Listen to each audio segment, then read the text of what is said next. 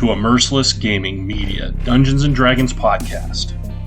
Today, we are playing Rime of the Frost Maiden. Playing the role of our battle-raging dwarf, Draknar Ironfist, is Jerome. Barian, the elven sword dancer, is being played by Hegan. Hildengur Hrothgar, also known as Hilder, is played by myself, Patrick.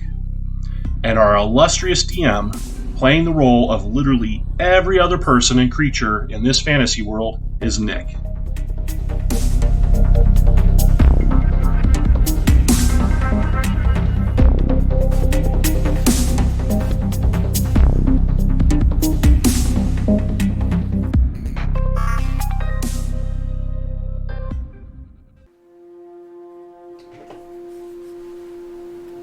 So last session of Rime of the Frost Maiden, our Thanes of Kelvin's Cairn went deeper into Sunblight Keep, finding the mines and the forge.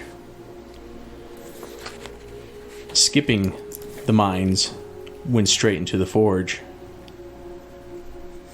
Once entering the forge, they saw many of the Duergar at work, miners and blacksmiths.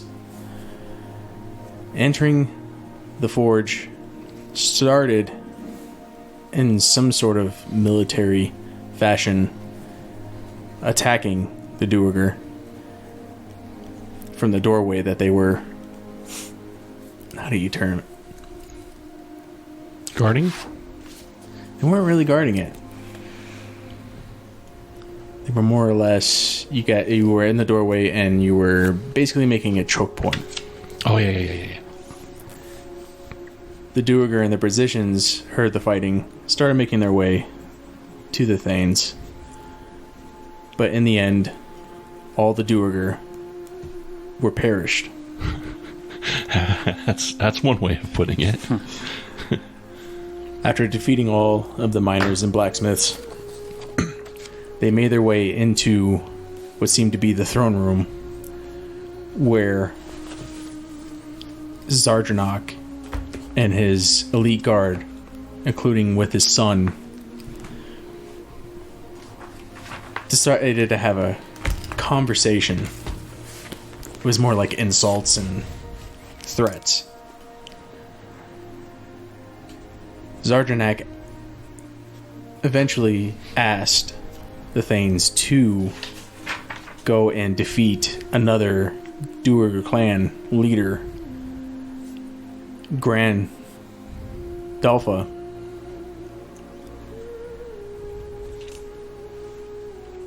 In which the party eventually agreed to, only upon taking Zarjanok's son with them. And as they leave, immediately after, Grandolpha and her supposed troop confronted our adventurers. And in a bit of a discussion, somehow Zarjanok's son was sacrificed. That's another word for it. Betrayed? You could say betrayed, yeah, that works too. How can you betray the betrayer? Fair enough. In which our party let Grandolpha pass to fight Zarjanok. But in the end, Grandolpha and most of Zarjanok's troops were all defeated, and the only Duergar left standing was the king himself. Not for long. Not for long. Exactly. Our party immediately dispatches him. And then now, we find our adventurers making their way back to Kelvin's Cairn. Correct. Yeah. We were going to go back to Kelvin's Cairn, yes. Mm-hmm. If I remember correctly, Dritz had left with Jaraxel through a portal. That is true. And we had an item we had picked up somewhere in there, and I think it was Jeez, I can't remember what the item was. It was a black crown. Yeah, and we gave that to Jarlaxle. Only because he asked for it. Yeah, which was fine with us. I remember it was one of those items that Hilder took extreme precaution in handling, as like not to touch it with his bare hands. Right. Because it was, I believe it was talking to you, so it was a sentient crown. Mm. Yeah, there was a good chance that was a sentient crown. Mm-hmm. I'm sure the DM would know. Oh yeah. So now, and also the spooky appeared to you and gave you guys a grand item, which is basically a tavern, but it is basically like what you would call a traveling tavern. Yes. Yeah, I remember.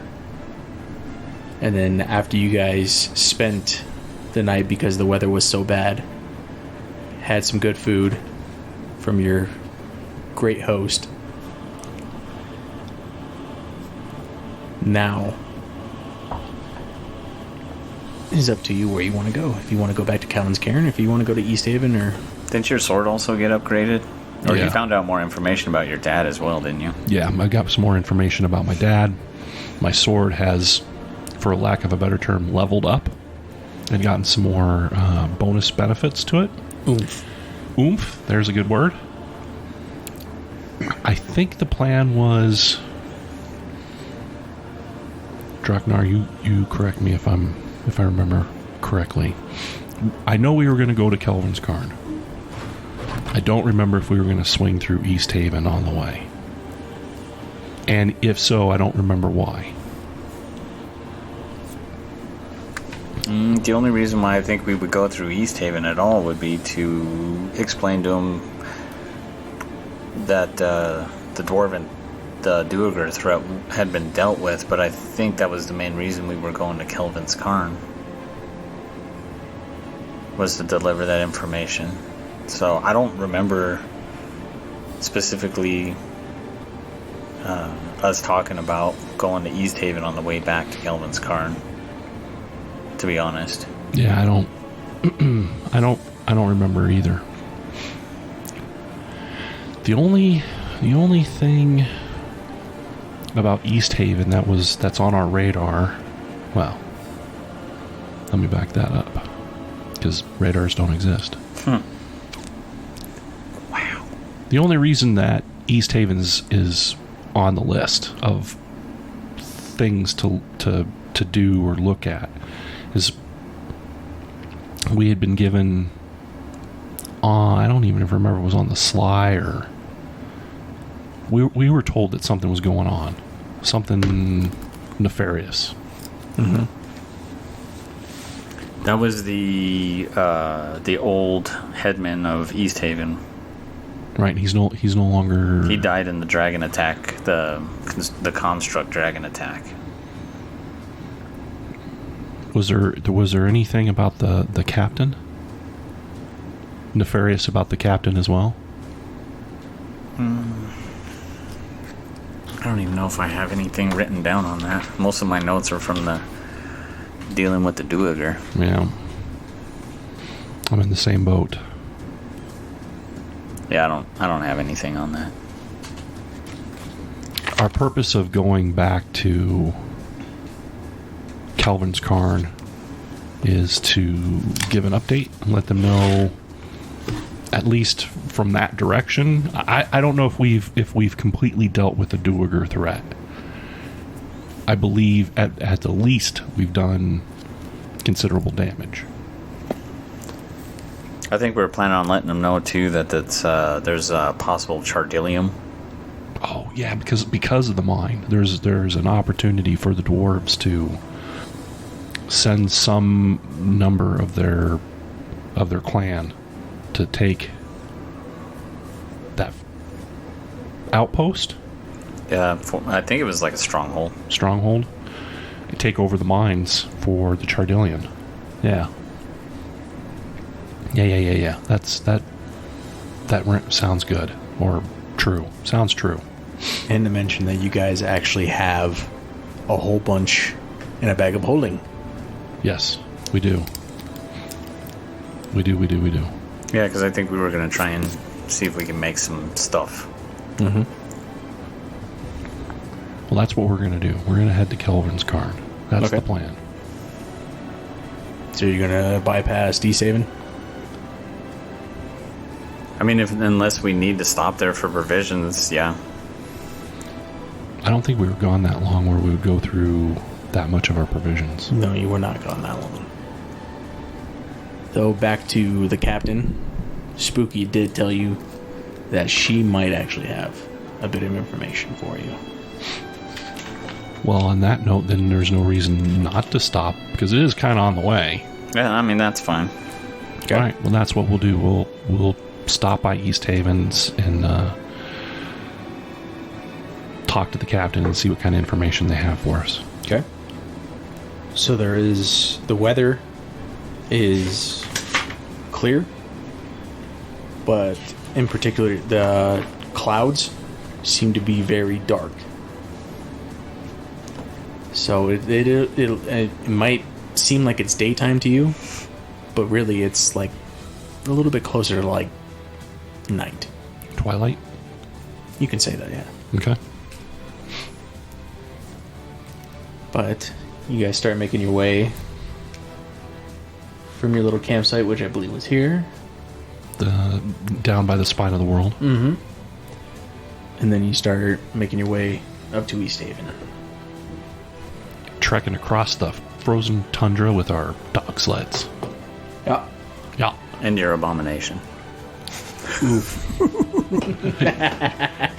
don't know why you insist on calling Sentinel. I'm only doing that because the DM started it, and then he kind of backed off it, and it just seemed like it was funny. Every time you said it, you were just like, it's not an abomination. It's not an abomination, He's you like son Arnold of a bitch. Schwarzenegger. It's not a tumor. It's not a tumor.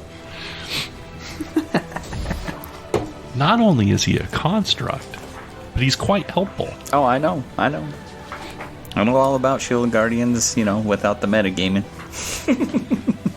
I just think it's funny because every time we say abomination, you're quick to, he's not an abomination. It's not an abomination. He's not a monster, he's a man. Well, actually, that's not correct either. Well, same difference. I am not an animal. Wow. I'll blame that one on Nick because he likes eggs. He does. He really, really, truly likes eggs. I do. I had eggs this morning. Okay? I did too. Me too. So as you're making your way through the bit of the path here, I'm going to need perception checks from everybody. Draknar. I got a 10. Okay. Pretty sure I saw the snow falling. That's about it. You're going to roll for the other character that you're taking control of. Sure. Rolling.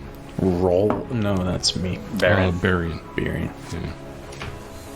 Let's see. He got an 18. Okay. Fucking little shit. I got an unnatural 20. Oh, there it is. He's trying to get Nick going already. All right. You want to try for that abomination too? Oh, I knew it. I fucking knew it. The construct got a 2. Okay. So you and Birion, you get like this kind of tingling feeling, and then you get a whiff of something very foul, and it seems like it's up ahead. Is this a smell that I've smelled before? This is a smell. It's like, I mean, if you smelt blood before, then yes. Okay. Yeah. Well, yeah. Oh yeah. I've waded through the stuff, apparently. It's like a mixture of like blood and like wet fur. Gotcha. And it is potent. I signal to the rest of the group and use a hand signal gesturing that we come to a stop. Once the sleds and the dire wolves calm down, I will whisper to the rest of the group. There's something up ahead. I can smell blood upon the air. And as you look at the dire wolves, Right. you can see that they can smell it too. They can smell it, and they seem kind of skittish. Okay. I will tack down the brakes on the sled that I am on and give the signal to the other sled to do the same. Okay. I will draw my weapon. I will activate Sentinel. Activate. Robot movement.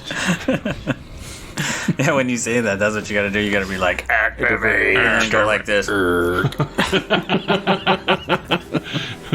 All right, fair enough. Then I'll quit calling him an abomination because at that No, point, you won't. At that point, Lies. he becomes super cool. Lies. So many lies. Abominations can't do cool stuff like that. So if he does that, then I'll stop calling him an abomination. Good luck. Yeah, good luck. Wow. Because now I can't because I've been challenged. What the? Looking ahead, and looking at the ground ahead of us, looking at the slopes or snow dunes or whatever. So you're gonna have like dunes on your left, and then you're gonna have kind of like a rock face on your right. Okay. Do I see blood stains, footprints, anything that hints as to what's up ahead? You might want to move forward if you're gonna. So yeah, I guess I could have said that you should position yourselves to wherever you are. How's that? Works for me too. So however far you want to move ahead, Okay. everything, and then I'll let you know when to stop. Okay. What does the ground look like in front of me? So the ground, obviously, snow Yeah. and everything like that. Since you're kind of in a bit of a small like valley between snow mounds on the left and then that cliffside, Yeah. the snow is not exactly too deep. Because it's drifted over. That's what those sand dunes really, they're snow drifts that have blown over to that left side. Yeah, exactly. So here's kind of, the snow is shallow. Yes. Gotcha. Cautiously. Keeping an eye, moving and scanning my eyes Okay. from right to left, but I'm also very cautiously checking the ground in front of me. Traps, crevices, thin ice, etc. With your now probably 8-foot pole. No, in this case, because I have my sword and my shield out, Okay. I'm just tentatively putting one foot out and then adjusting as I... Bless you. That wasn't me. I know, that's why he said bless you. Before, slowly moving my weight as I put one foot out, and then I'll adjust my weight slowly. It's not just like a step. Right? Gotcha. So let's say... How about that? Okay. So at this point, and like I said, when it's like so dark Right. and everything, so do you guys have any sort of like light source? No, but I think we all have dark vision. Oh yeah, you have your devil vision. up to 120 feet. Okay, that's more than good enough. So that blood trail that you were is about 20 or so squares there, or not 20, 20 feet in front of you. 5, 10, 15, 20. Okay. And it is, they are Yeti, Yeti footprints. not Yeti footprints, Oh, dead Yeti bodies. dead Yeti bodies. Oh, good times. And there is, I mean, it is gore. There is blood scattered about. I will move up to the first Yeti body. Okay. What I'd like to do is like a survival or nature. Nature. Or investigate. Investigate is just as good, yes. Let's see here. Give me a second. If you're examining the bodies. Yes, that is my goal. I'm going to examine the bodies, and I'm trying to determine, based off of the wounds, to get an idea as to what may have attacked and killed this creature. Okay. I got an 18. Good enough. So as you're examining these bodies, they're literally just like covered in like claw marks. Bite marks. These bite marks, definitely like neck region. Yeah. And I mean, it is gory sight. And facing Yetis and everything that which you guys have, I mean, they're not hard. It's hard to take them down. Yeah. I think we've fought in Yetis before. Oh yeah, you have. Multiple. You guys, What the hell, I'm pretty big sure, have fought in 4 of them at a time. So normally, like a wild animal, like a wolf or some kind of mountain lion or bear, would go for the throat. Normally it would be a wild natural animal that would do that kind of attack. Based off of the footprints around, do I see anything other than the Yeti? You definitely do. Am I able to determine what it is? Or is it a footprint I've never seen before? So think of almost kind of like the dire wolf. It has a big paw print, Yeah. but on a paw print, like I guess you would fingers maybe, Sure. are a little bit extended. And there's also these really long, or like kind of like long finger kind of prints. Got it. So whatever this creature is, it definitely could be on all fours, or it could also be Bipedal. exactly. Okay. And of course, a lot of the prints and everything like that, with how easy they are to identify, or they all have blood. What do you think, Draknar? Seen anything like this before? No. I haven't either. Can we get the animals to move forward, or are they too spooked?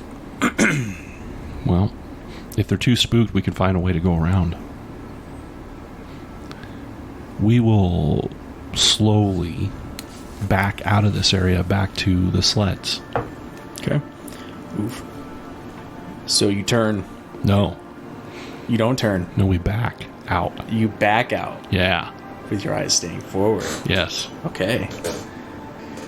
At this time, Good. Is that where you want them? Mm-hmm. Oakley dokley. literally jump off from where they are where they were posted Yep. to the ground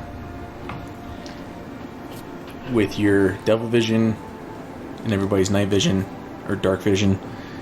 You can see these things very clearly. Their faces are literally just covered in blood. Their claws, Yeah. exactly the same. As you look at them, and even in whatever light is left, they have a bit of a glow in their eyes. Kind of like if you shined a flashlight into a raccoon's eye Yeah. and everything. It has that exact glow. And you just hear this gnarly growling and everything like that.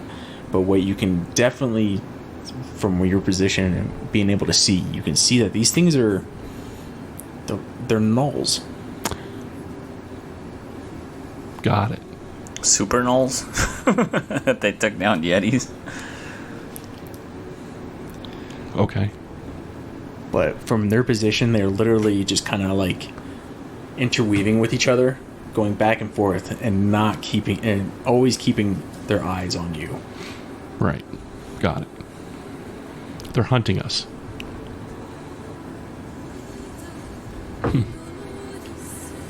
And now they are coming straight at you. From the looks of the blood on their face, aren't they already full? That would have been my guess. Maybe they're just killing for sport.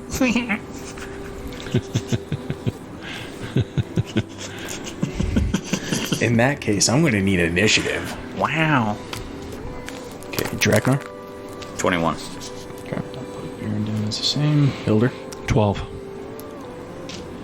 So it's going to be Draknar and Birion, followed by me, and then Hilder. I guess if you would turn the dwarf around, he's going to start, and then move me, I guess, next to where Hilder is. Both his punch swords out. Okay. And let's see. Bless you. He's going to throw a javelin at number 6. Okay. Is this is a non-magical javelin, correct? Correct. Okay. Hit armor class 19. That'll be a hit. Armor class is 17. For 9 points of damage. Okay. Chew on that, you bastard. Yeah, you definitely throw it. As the javelin goes in, you can see it actually reaches up, grabs it, pulls it out, and it just goes sliding across the snow. Alright, so now it is Birion. Okay. He's going to throw a fireball in that group, because just looking at it, using the old glazer eye, I'm sure I can get them all, but if you want to put the template on top of them, I'm sure that'll cut. Yeah, it's right there. It's definitely more than enough. Yeah, he's definitely got it. Oh, yeah. He dropped it right there in the center. Yeah. There's no way you couldn't hit all 4 of them. They'll need to make a dex check, I believe. Yes, it is a dex save, and the target number is 17. Okay. Ouch. 2 of them make it. Okay. Those 2 will take 12, and the ones that didn't take 24. Okay. Very simple when the number comes out even. Yeah, all right. God damn it. And those are both of my character's actions. Okay. It is now my turn. As you throw that fireball, you can see it does some damage. Singed hair. They're not happy about it. Pat, if you wouldn't mind putting 6 and 8 right in front of you. Like this or like this? The other way. There you go. Okay. Perfect. And then 13 and 2. Yep, right there. Like that? Yeah. Got it.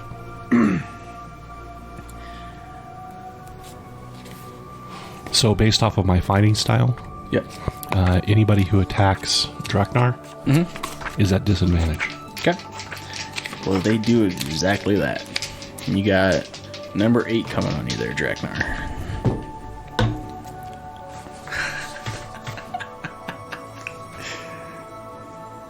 Double 20s. You gotta be kidding me. All day. Psych. Somebody got a cheater die. So, this is the only die that is the exact same brand as his, and I don't roll fucking 20s very often with it. But you did this time. I did this time. Cheater die. Good God. Alright. So you'll take 17 points of damage from a bite. And as this bite happens, you feel like this sort of, it's like, well, you definitely take necrotic, but you can feel like your life essence kind of flowing out of you and going into this creature. Its wounds actually look like they start to heal. You got that look on your face, Pat. I do. Okay. My look on my face is not my character's look. It's Patrick's look. And Patrick's look is something's fishy. Something's fishy. Yeah. What's fishy? Well, you said these were gnolls, correct? Yes. Got it. That's what I thought. What do you think they really are, Patrick? That I don't know. Okay. I haven't figured that out yet. All right. I have some suspicion. It's the big V, not the one we like. That's very good. Didn't use any specific words. There's some insinuation there. And your armor plus 8. So the claws will miss. And now 6 will take an attack on you, the holder. Okay. First up is the bite. I take it. Does it have any disadvantage? Not yet. Well, where's the yet moment? When it happens, I'll let you know. Okay. Hellish rebuke. Ready? Well, so obviously that fireball did a little bit more than was expected. Because when it tries to lunge at you with a bite, it actually slips on the snow, and it is now prone. Sweet. Nat 1. That's what you get for not using your cheater die. Wow. All right, I'll start using the cheater die. I'm not even going to call 20s anymore. I'm just going to roll the extra damage so he quits calling my dice cheating dice. I'll teach you. It's all bitter about it. All right, now 13 and 2 are going to attack your abomination. What? What's its armor class? 17. 17. One of them hits, the other one misses, doing 15 points of damage. That's on the bite. They're both now going to do their claw attacks. And only one makes their claw attack. Doing 10 points of damage. Slashing. Okay, I got it. Yep. It is now your turn, Elder. Okay. I'm going to...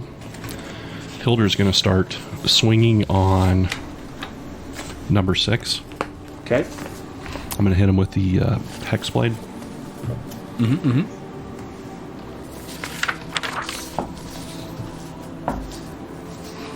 The first one is going to be 25, and the second swing is going to be 24.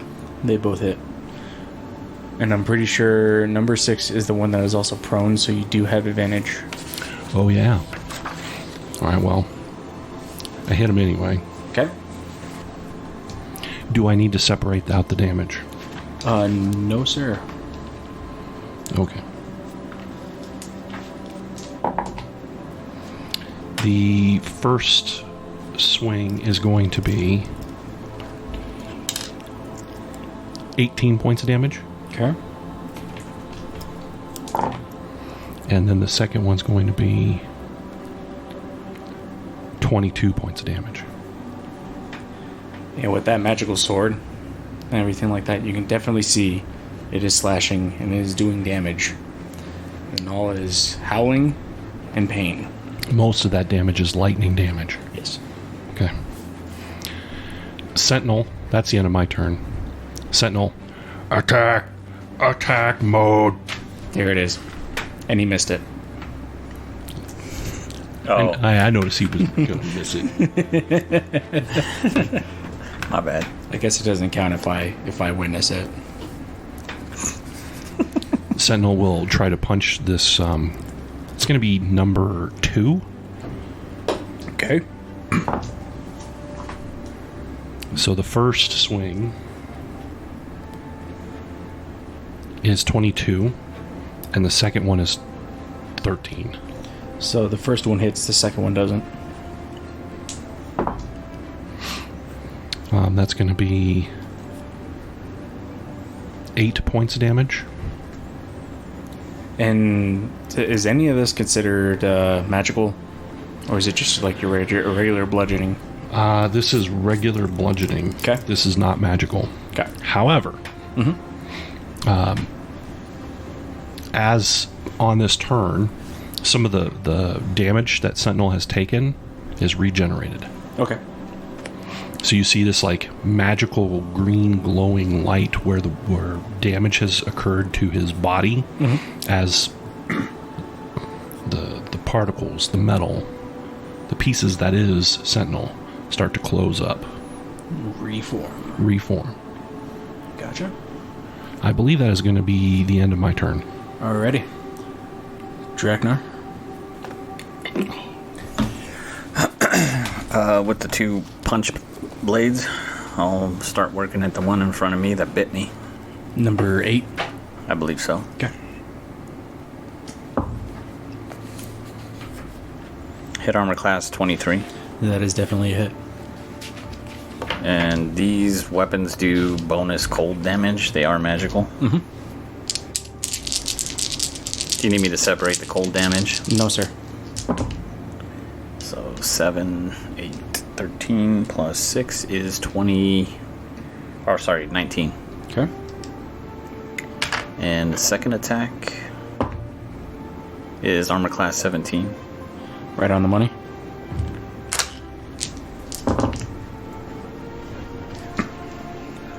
For 17 more points of damage. Okay.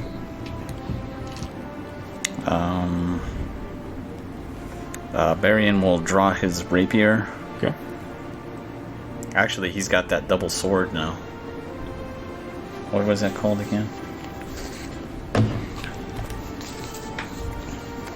I don't know. Did you you didn't have a printout for that, correct? Weren't you homebrewing that? Did homebrew? Give me a second. I remember you sent a text with what the Time's picture up. was. You said, give me a second. Oh. He got you with your own. I got you, you fucker. He used your own powers of evil against you. Oh, yes. So, go ahead. Point that finger at me again. Got you, fucker.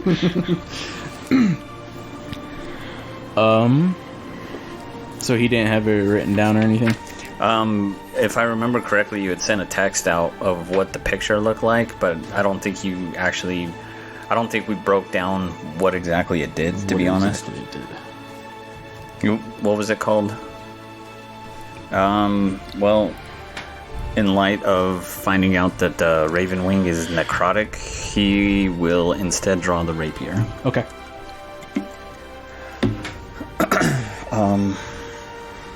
Rapier of the Zephyr? Yes. Yep. And let's see. If you would move him up by number 2, he will start his blade song. Is there singing involved? No. No. Dancing? Well, yeah. Blade singers, blade dancer, whatever. I guess obviously I'm still stuck on the old school 2nd edition terminology for that class. So I think they're blade dancers now, right? Or are they still blade singers? I don't know. I'm pretty sure they're still... I think they're blade singers. I think they're blood singers. Yeah. Okay, and then he will attack number 2. Hitting armor class 29. You can go ahead and blow him into oblivion. 29? Holy shiza. I rolled an 18. He's got a plus 11 to hit. Oh, man. Good stuff. Yep. And that is 11 points of damage. Did you also add the lightning into that? He doesn't have that written on here. I'm pretty sure that one is also 2d6. Okay, so 11 plus 15 points of damage. Okay. That sounds a wabito. Wait, why am I helping you guys out? Well, unfortunately, my son's character, It's all good. and currently right now, since he started his blade dance, his armor class is normally 16, but it goes up to 21. Nice. And that's both my characters' turns. So it is a blade singer. They have mastered the tradition of wizardry that incorporates swordplay and dance. So it is kind of a misnomer. Excellent. Alrighty. Excellent. It is my turn. Still at disadvantage on hitting him. Yes. Okay. Any attack on Draknar, as long as he's standing next to me, will be at a disadvantage. Come on, 20s. Mother, father. 20. 1. And that was the cheater die, okay? That got the 20? This got the 1. Oh. So you can't be calling me a cheater. You might I be able to didn't call this one. I didn't say you were maybe. a cheater. I never said you were a cheater. I just said that you're using a cheater die. It rolled another Thus, 20. saying that you're a cheater may be implied, but I never actually accused either of you of being cheaters. Calls them cheater die, but we use the die. Right. Interesting. Okay. Draknar, he attempts to try and bite you again. Okay. But your savior that is standing next to you gets his shield out, bashes it into his chin. He goes spinning, and since it's not really ice, but it's still snow, he loses his grip on the snow, and he goes prone. That'll end his attack. 6 will now stand back up and try to attack you. Sounds like fun. I'm using the middle die. The bite will miss. But the claw attack will hit. Am I right? So with the shield you have an AC of 17. That is correct. Okay. However, and though it'll probably still hit me, I'm going to cast Hellish Rebuke. Of course you are.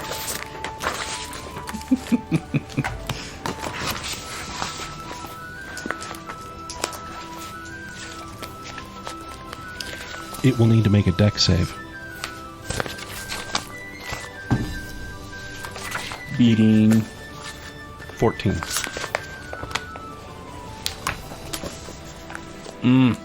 barely.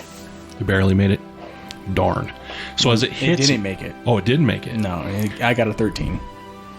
So as it hits me, I point my finger at it with my sword hand,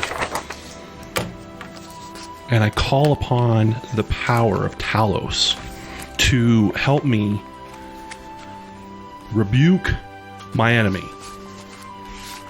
Talos! No, not Talos. I think it is Talos. I think it's another god there, bud. Tempest. Tempest, that's what I meant. Tempest. Call upon Tempest. Oh no, you already called on a different god there, bud. Whatever. Go ahead. My character is smarter than me. How's that for fair? Oh my god. By a lot. Okay. So it's gonna... Tempest is gonna call down a column of flame upon this creature who has hit me.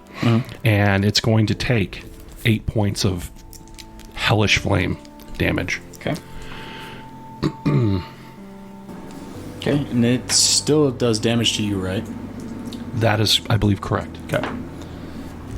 You will take 11 points of slashing damage.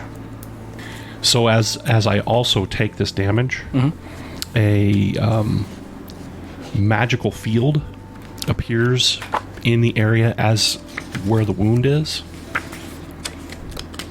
and an identical. It's like so if he slashed me, it'd be like a magical ethereal shield in that area where the like a slash shiver. is, and an identical field goes across the chest of, or whatever part of the body you hit me, the shield guardian. He takes half of that damage. Okay. You said 11? I did. Okay. Alright, so 13. We'll keep on working on the abomination. Jeez. Missing the bite. Definitely hitting with the claws. Okay. It takes 9 points of slashing damage. Okay. And then 2 will put its focus onto Birion. First with the bite. That is going to be a hit. Alright, or is he... What's his AC right now? 21. 21. Okay, never mind. That is a miss. Son of a...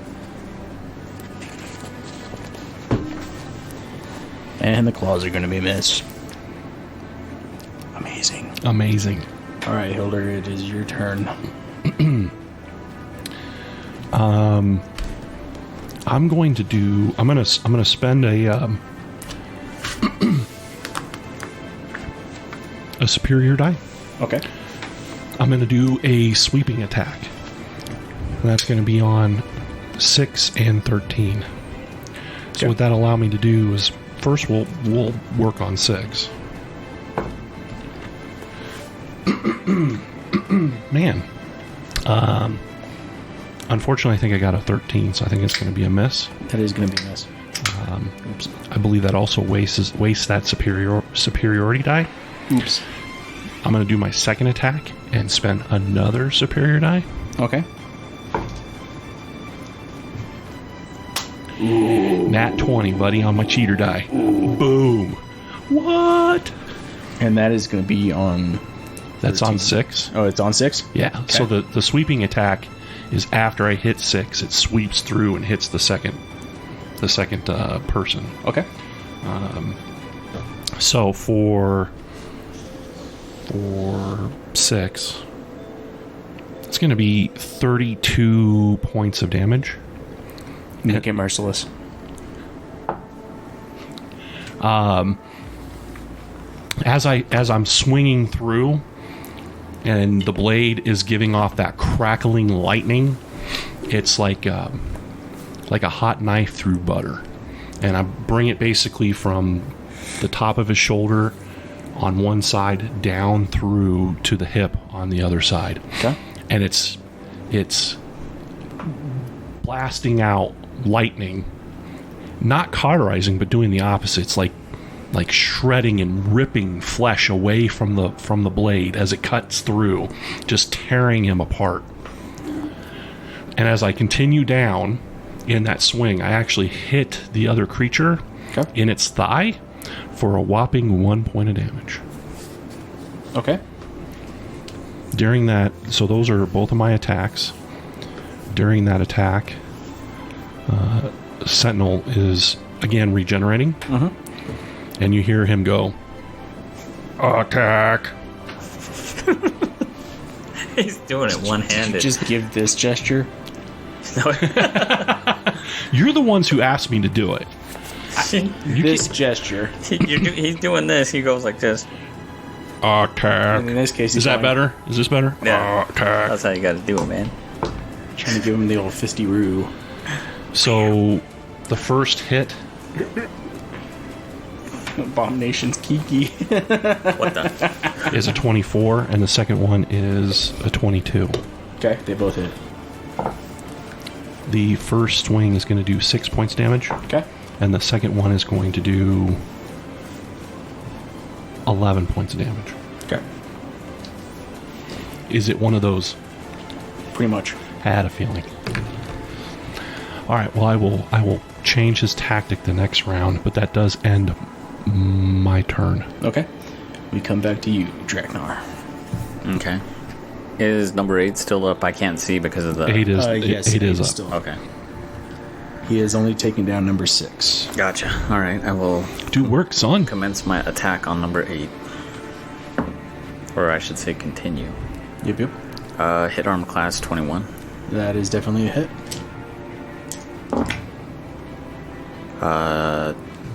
22 points of damage. Nice. He'll swing a second time. Ooh, this one's probably a miss. Yep.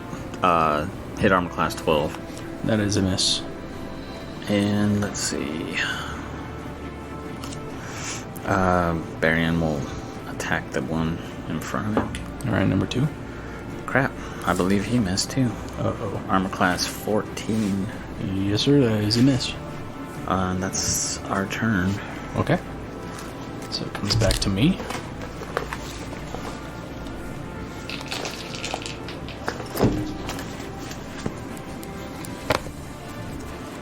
So the bite does hit you, Draknar. At disadvantage? At disadvantage. Gotcha.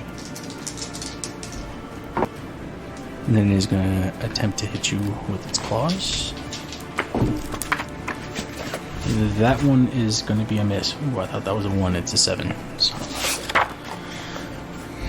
So 13 is going to hit, or keep on trying to go after your abomination. So hateful. Am I?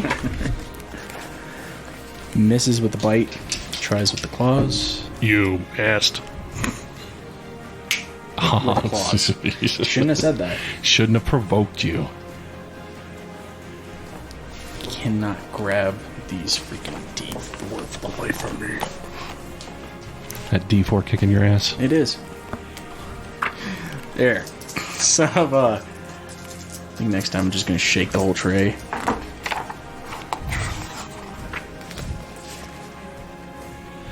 Doing 11 points of slashing damage. Okay. 2 is going to go after Birion with the bite. Missing with the bite. Goes after you with claws. Definitely missing you with the claws. Ending my turn. It is now your turn, Hilder. Okay. I'm going to use my mobility, Okay. and I'm gonna break stuff up here. So I'm gonna, let's see, 5, 10.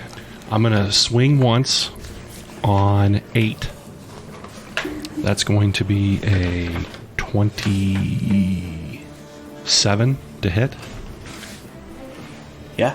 Yeah, that'll do it.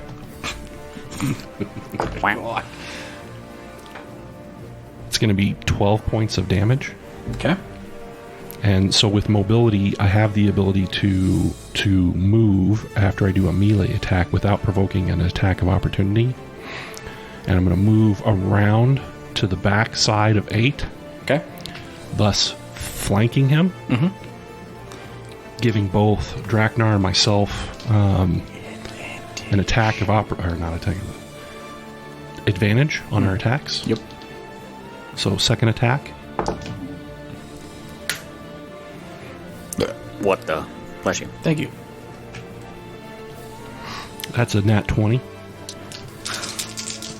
The 20s at this table right now. I know, they're out of control. It's going to be 24 points of damage. Make it merciless.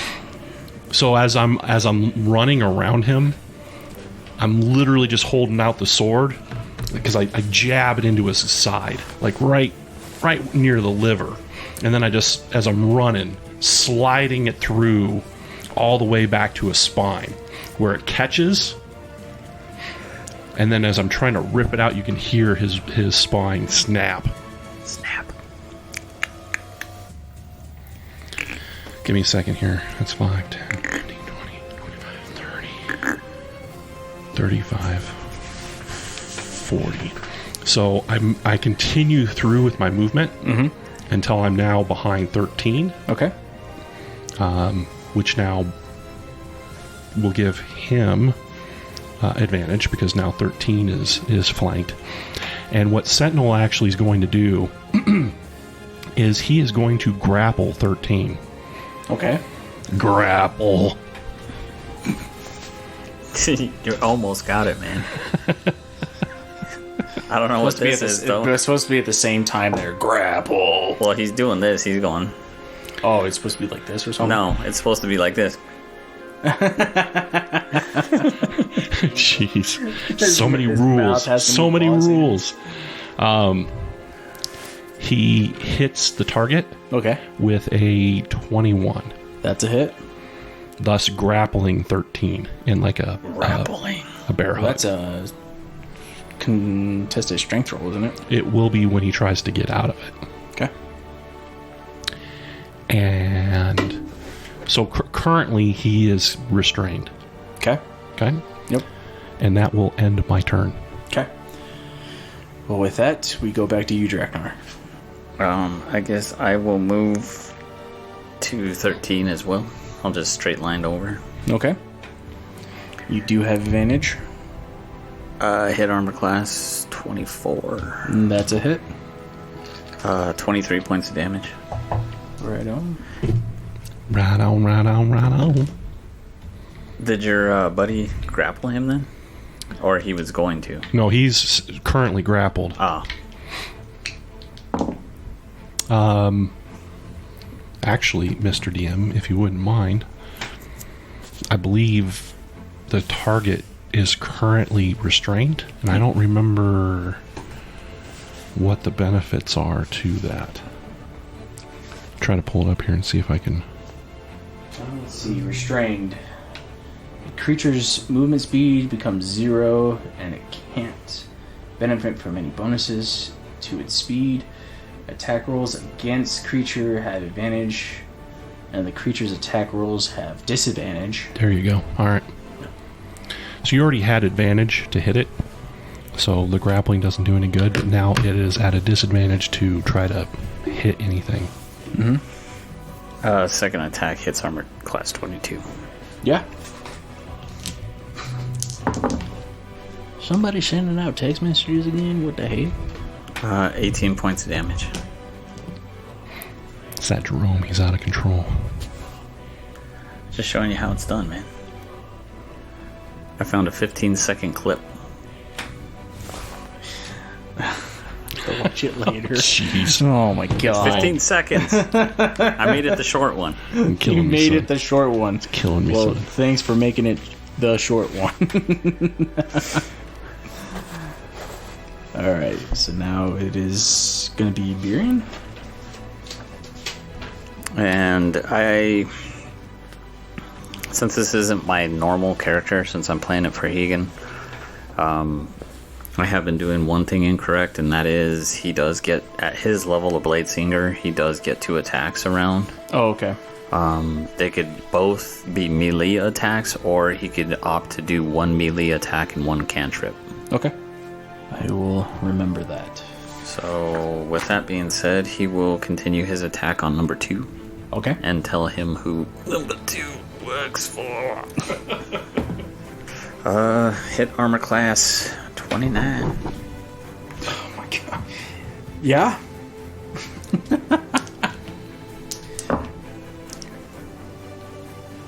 I just did max damage with 3 dice. Oh shit. Alright. 2 6s and an 8. 27 points of damage. God damn. And then for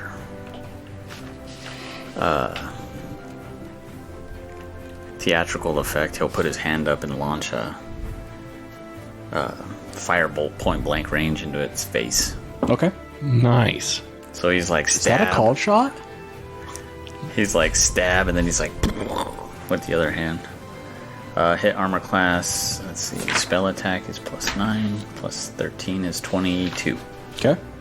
That's going to be 2d10 fire damage, and that's going to be 9 points of fire damage. Okay. And that's my turn. Watch the clip. I'll do it later. Now. I don't want to do it now. Come on, do it. Do it now. Come on. can't make me. Okay. Oh my god. Come on, watch it. I'm here. Out of control. You're sitting at a 10 right now. I need you to come back down to a 5, alright? Come on. As he's sucking down a bang. As he's sucking at a bang. Telling him to turn the knob down as he's chugging a bang. This is number 2, man. I already had one this morning. Heartbeat at 100 miles an hour right now. Nah, it's fine. I'm pretty sure I'm immune to that. I used to drink like 3 Monsters a day when those first came out. Back when I didn't read the can because I didn't care. It tasted good. Right. And then it's like, do not exceed more than 3 cans a day. I'm like, well, if you're not supposed to exceed that, you probably shouldn't be drinking that many either. Probably not. Besides, I drink the Bang for the super creatine that's in it, not the caffeine. Ooh. Yeah, right. Okay, so you're gonna have to let me know which. So 13 is grappled. Correct. So any attack is at a disadvantage, though it could do a contested... Strength roll, Correct. which he will try. What'd you get? I got a 10. You got a 10. I got a 15. Yeah, I rolled poorly. Yeah. I had a +4 on that roll, and I still rolled poorly. Well, hey, you know, I know. Crap happens. get good. So it's able to wiggle its way out of Sentinel's grip. Yes, it is. Gotcha. Yeah, because he can't do an action. No. Okay. He could move, To move, yes. but if he were to do that, it would provoke an attack of opportunity from 3 different targets. Yeah, I know. So 2 is going to attack Birion. What? The bite misses. Oh my god, and the claws miss too. Who the hell gave this kid freaking 22 AC, man? Oh. You did! I'm just the GM, dude. His AC is only 16, but when he does his blade song, it adds his intelligence bonus to his armor class. Yeah. So TSR, by creating the blade song or reiterating it into 5th edition, they're the ones that gave him that AC. Wizards of the Coast. Yeah, whatever they are called these days. Thanks, guys. You're welcome. All right, that ends my turn. Hilder, you are on the plate. Gotcha. What I'm going to do is... I'm going to attack. What I'm going to do is I'm going to move here. And what that's going to allow to happen is we're going to be able to harry number 2. Okay. Which will then allow Sentinel and Draknar to continue to harry 13. Okay. And on that note, I'm then going to swing twice on number 2. Okay. So the first swing is going to be 21. That's a hit. And the second one is going to be 20. That's a hit. 14 points of damage on the first swing. Ooh, I'm liking that. 24 points of damage on the second swing. Give me a moment here. Do math, son. Oh my god. Make it merciless.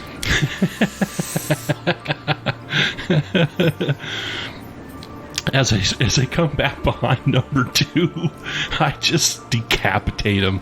Come swinging through. Do this kind of imitated blade dance near the elf. Just decapitate a this 6-foot giant freaking dancing around. Well, I didn't say I was doing it well. I'm doing it terribly. Sentinel is going to make another attempt to grapple number 13. Okay. That's not going to work. I think he got a 9. Even at advantage, that was a poor roll. That is going to end my turn. Okay. Draknar. I guess finish up on number 13. Hitting armor class 17. Right on the money. 20 points of damage. Second attack. I believe that's a miss. Armor class 16. That is definitely a miss. Okay. Baron will move up and attack. Okay. That will be an advantage. Hitting armor class 29. Yeah, oh my god. Jeez. I mean, these guys are... He's level 11. Having plus 11 to hit. It's ridiculous. Plus 11 to hit. 20 points of damage. Make it merciless. I guess he'll just come in off to the flank and... I would assume at this time it's probably facing Draknar, since he was the last one that attacked. So, say he just puts the rapier right through his back, coming out of his chest, piercing his heart, with lightning crackling around the blade. Well, you have successfully dispatched the 4 gnolls. that Quote, attack quote, air quotes, gnolls. What would you like to do now? Probably hop on the old sleds and get the hell out of here, in case there's more in the area. Real quick. Not that I'm thinking there's anything of huge value, but curiosity. I do search the bodies. Okay. Just a quick pat down.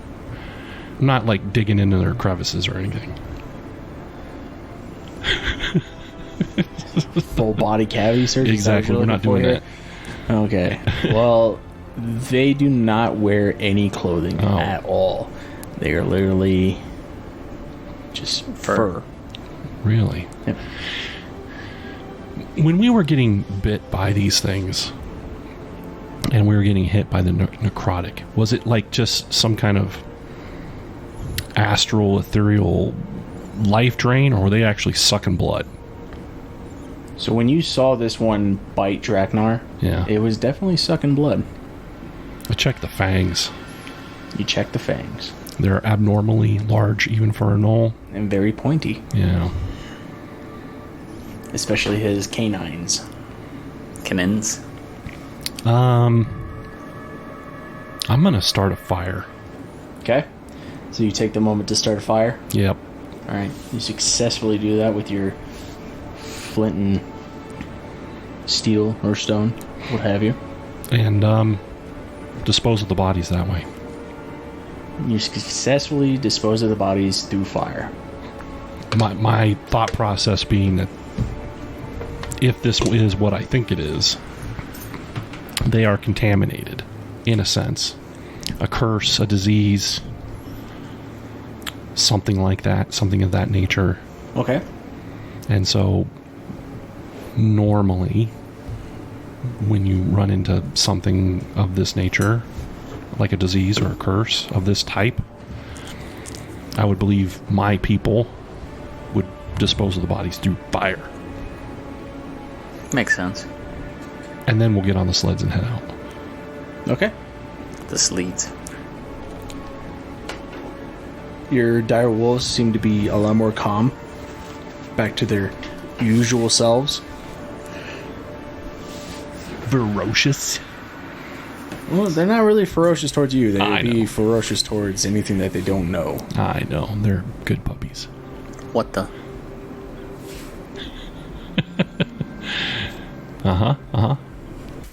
Okay. Make your way back to the dog sledge. You know what I fucking forgot? What did you forget? Roland. Yeah, Anyways. Roland was here in the back of the group.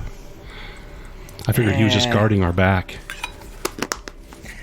Which isn't like him, since, you know, these were, well, unofficial undead. Yeah, there's. I mean, He's got a candle for those guys. Yeah, see? I think you stumped him. I mean, I think his brain literally shut down. Oh, hell yeah. why would I give you guys the advantage, He's always talking Mr. about- 29? I hit with a 29. That was an accident. Like what? Fucking 4 times? I didn't roll those 18s on purpose. That's the luck of the die, man. Oh shit. Suppose it's the cheater die now because I'm rolling 18s consistently. Yeah. Wow. All right. Nick watched the video. He's like, "That's it." And I'm like, "It's 15 seconds. Of course, that's it." He already got hooked on Mass Effect. He's gonna go home and buy Legendary Edition just from that 15-second clip. I don't think that sounds right. Anyways. Wait till you see it pop up on his screen. Yeah, so from there, you start making your way towards East Haven. You're probably looking at... Probably take you about an hour Okay. to get there. So you make it and everything like that. No further problems. No more, crazy looking gnolls. It's still very dark out and everything like that.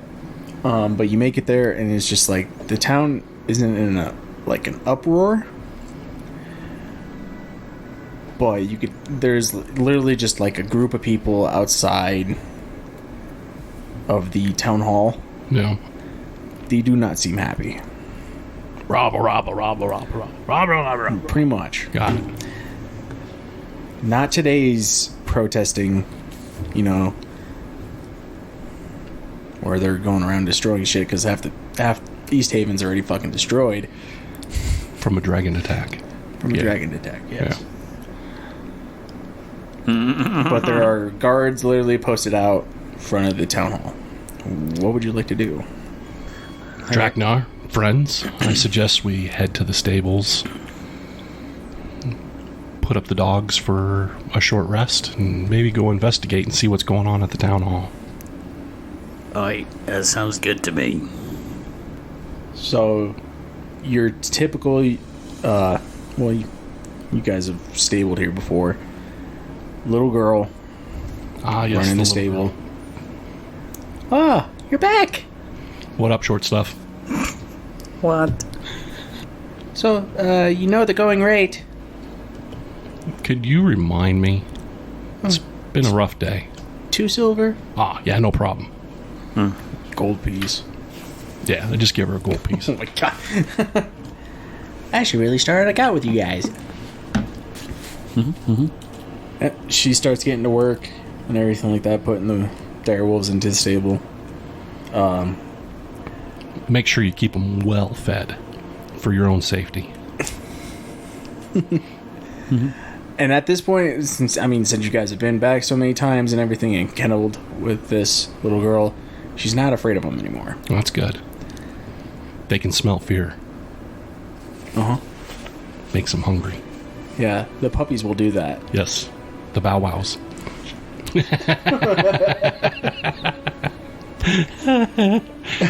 What the? He called me a jackass.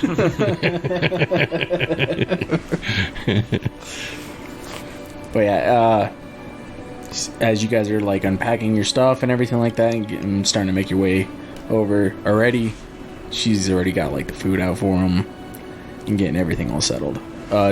On this day, it doesn't seem like there's like a whole lot of dogs that are in this kennel. Yeah. Usually you guys would see probably, at least 5 sleds. Today, it's almost barren. Really? So you start making your way to the town hall. Like I said, there's a crowd. They're in an uproar and everything like that. Guards are posted out. What would you like to do? Head up to the front, I guess. Yeah, we'll work our way into the crowd. I don't know what a good way to put this is. The crowd is upset about something. So as I'm working my way through the crowd, slowly, gently, not knocking people out of the way or anything, I'm trying to pick up on not only the vibe, but the verbiage. To kind of pick up on a hint as to what the heck they're all upset about. So from the conversations that you get, it seems like taxes being raised higher than what they should be.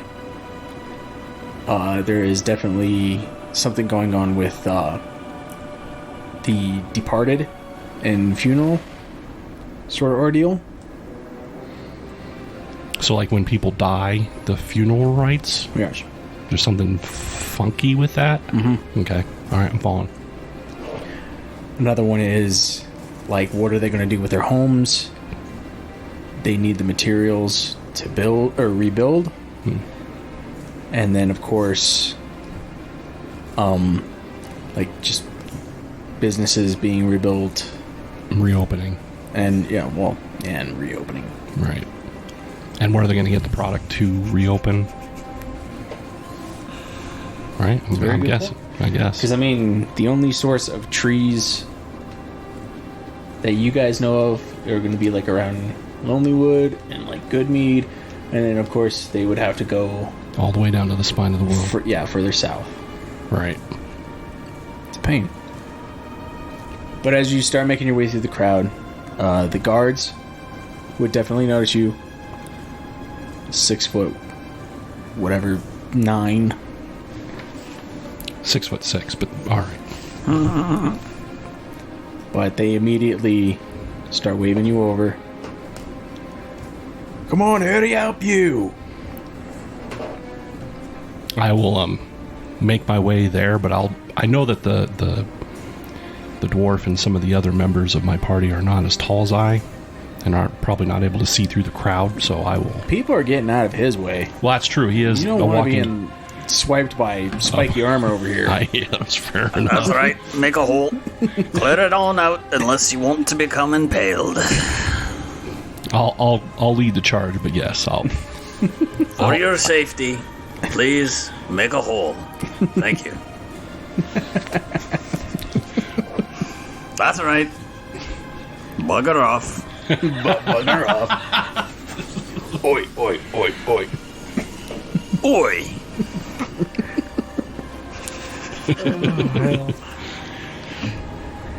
We're being waved over by the guards.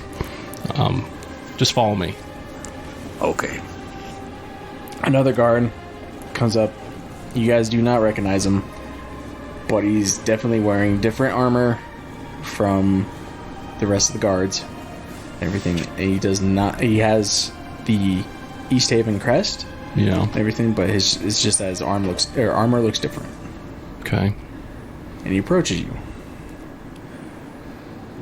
Well then, who's this? We're here to see the captain. He knows who we are. She. She. That's right. She. Wow. Just tell him Hildengar is here. Totally misuse of pronoun. True. I effed up. I'm job. just kidding, man. Triggered. And what business do you have? Our business. So you let the dwarf talk to you like that? I talk to you like that, not him. The I sure dwarf said can, for you.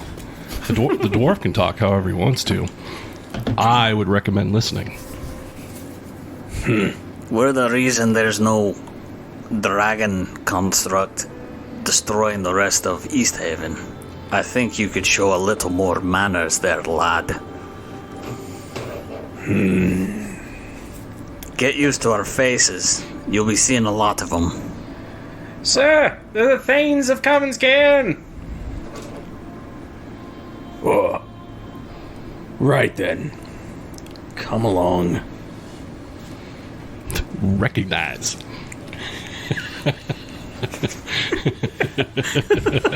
He said recognize. Recognize. Lead you into the town hall. You guys know this place. Takes you, of course, to the office.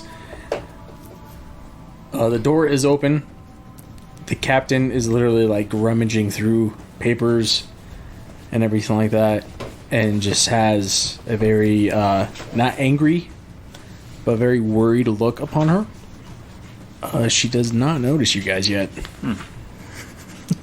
You robot your way in there? No. Well, the monstrosity does. That's right. That's right. You just keep poking that bear. That's right. I've never heard a shield guardian called so many different things. Me neither. It's awesome. Her name is Arlagath, correct? Captain Arlagath. It's good to see you again. Her head, of course, pops up. No longer captain, I'm afraid. It is now spokeswoman for East Haven. Wow, congratulations. Maybe. Maybe. What can I do for you, gentlemen? You know, recently there's been sightings of Duergar, and more directly and to the point, there was that construct dragon that attacked our beautiful town.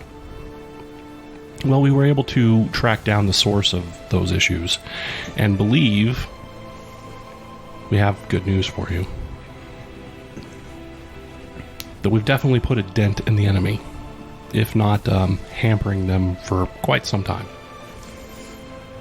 Aye, we believe the one that was originally responsible for the troubles is no longer walking upon this plane of existence, if you catch my meaning. He doesn't mean a limp. I caught the jest. Just in case. Well, yet again, I guess East Haven thanks you for your service. You're welcome. It's been our pleasure. Granted, I know you helped with this dragon and everything, but now we need help with another factor. What would that be? Supplies. Well, you know, we will more than be happy to help you where we can, but not necessarily merchants or... It's not our area of speciality. Kicking ass and taking names. That's more in our lane. Oi. Look, I know you have contributed a whole lot, We do try. and I don't wish to ask any more of you, since you are heroes of East Haven. But is there anything that you can give us that will help? Can't think of anything off the top of my head. Nice!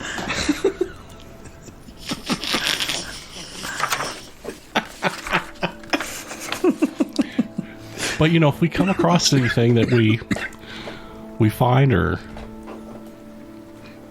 maybe we'll send word back or send it your way. What is it exactly you're looking for? Well, we need materials. Like trees and stuff. Trees, iron, since the forge went up in flames. You know, we are heading towards Kelvin's Cairn. Oh, they won't help us. The dwarves that were here dismantling the dragon and wouldn't let anybody near it already left. Yeah. The only thing I got is a bunch of weapons. Useless at this point, since I can't really do anything with them. You don't have enough people to use them. Population decreased. And what's with the increase in taxes that I heard about? Well, they have to pay for supplies, I would assume. Is that what's going on? Rebuilding the town. It is a tough situation she is in, for certain. Should have plenty enough food, though, right? Because of the cauldron? Because of the cauldron. Yes, the cauldron.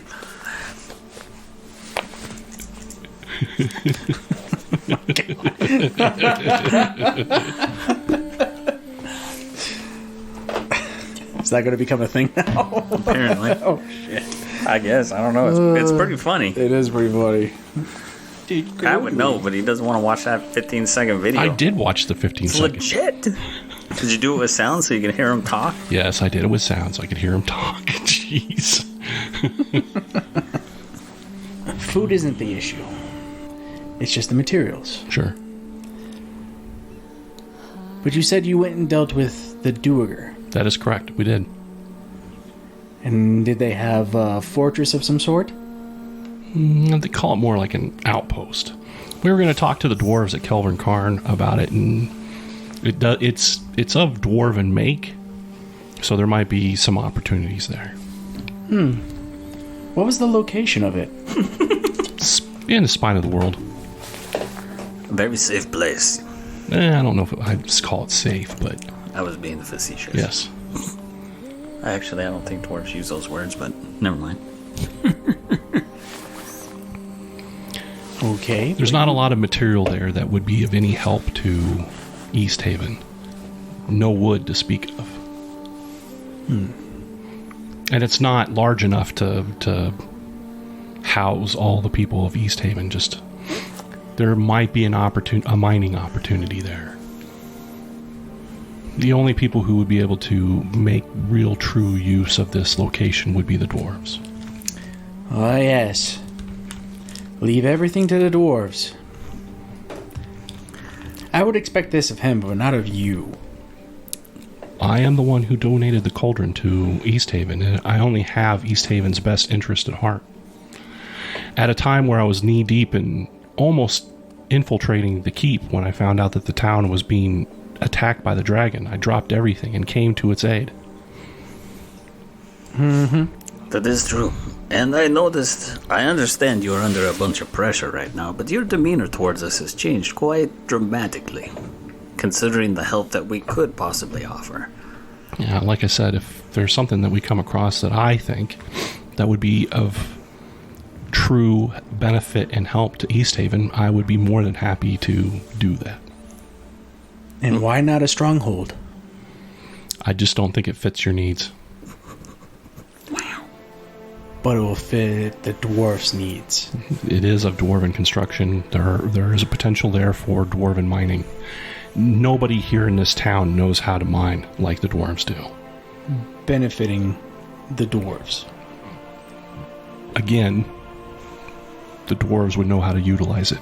Aren't we allies here? Kelvin's Cairn, East Haven is a place of fishermen, not miners.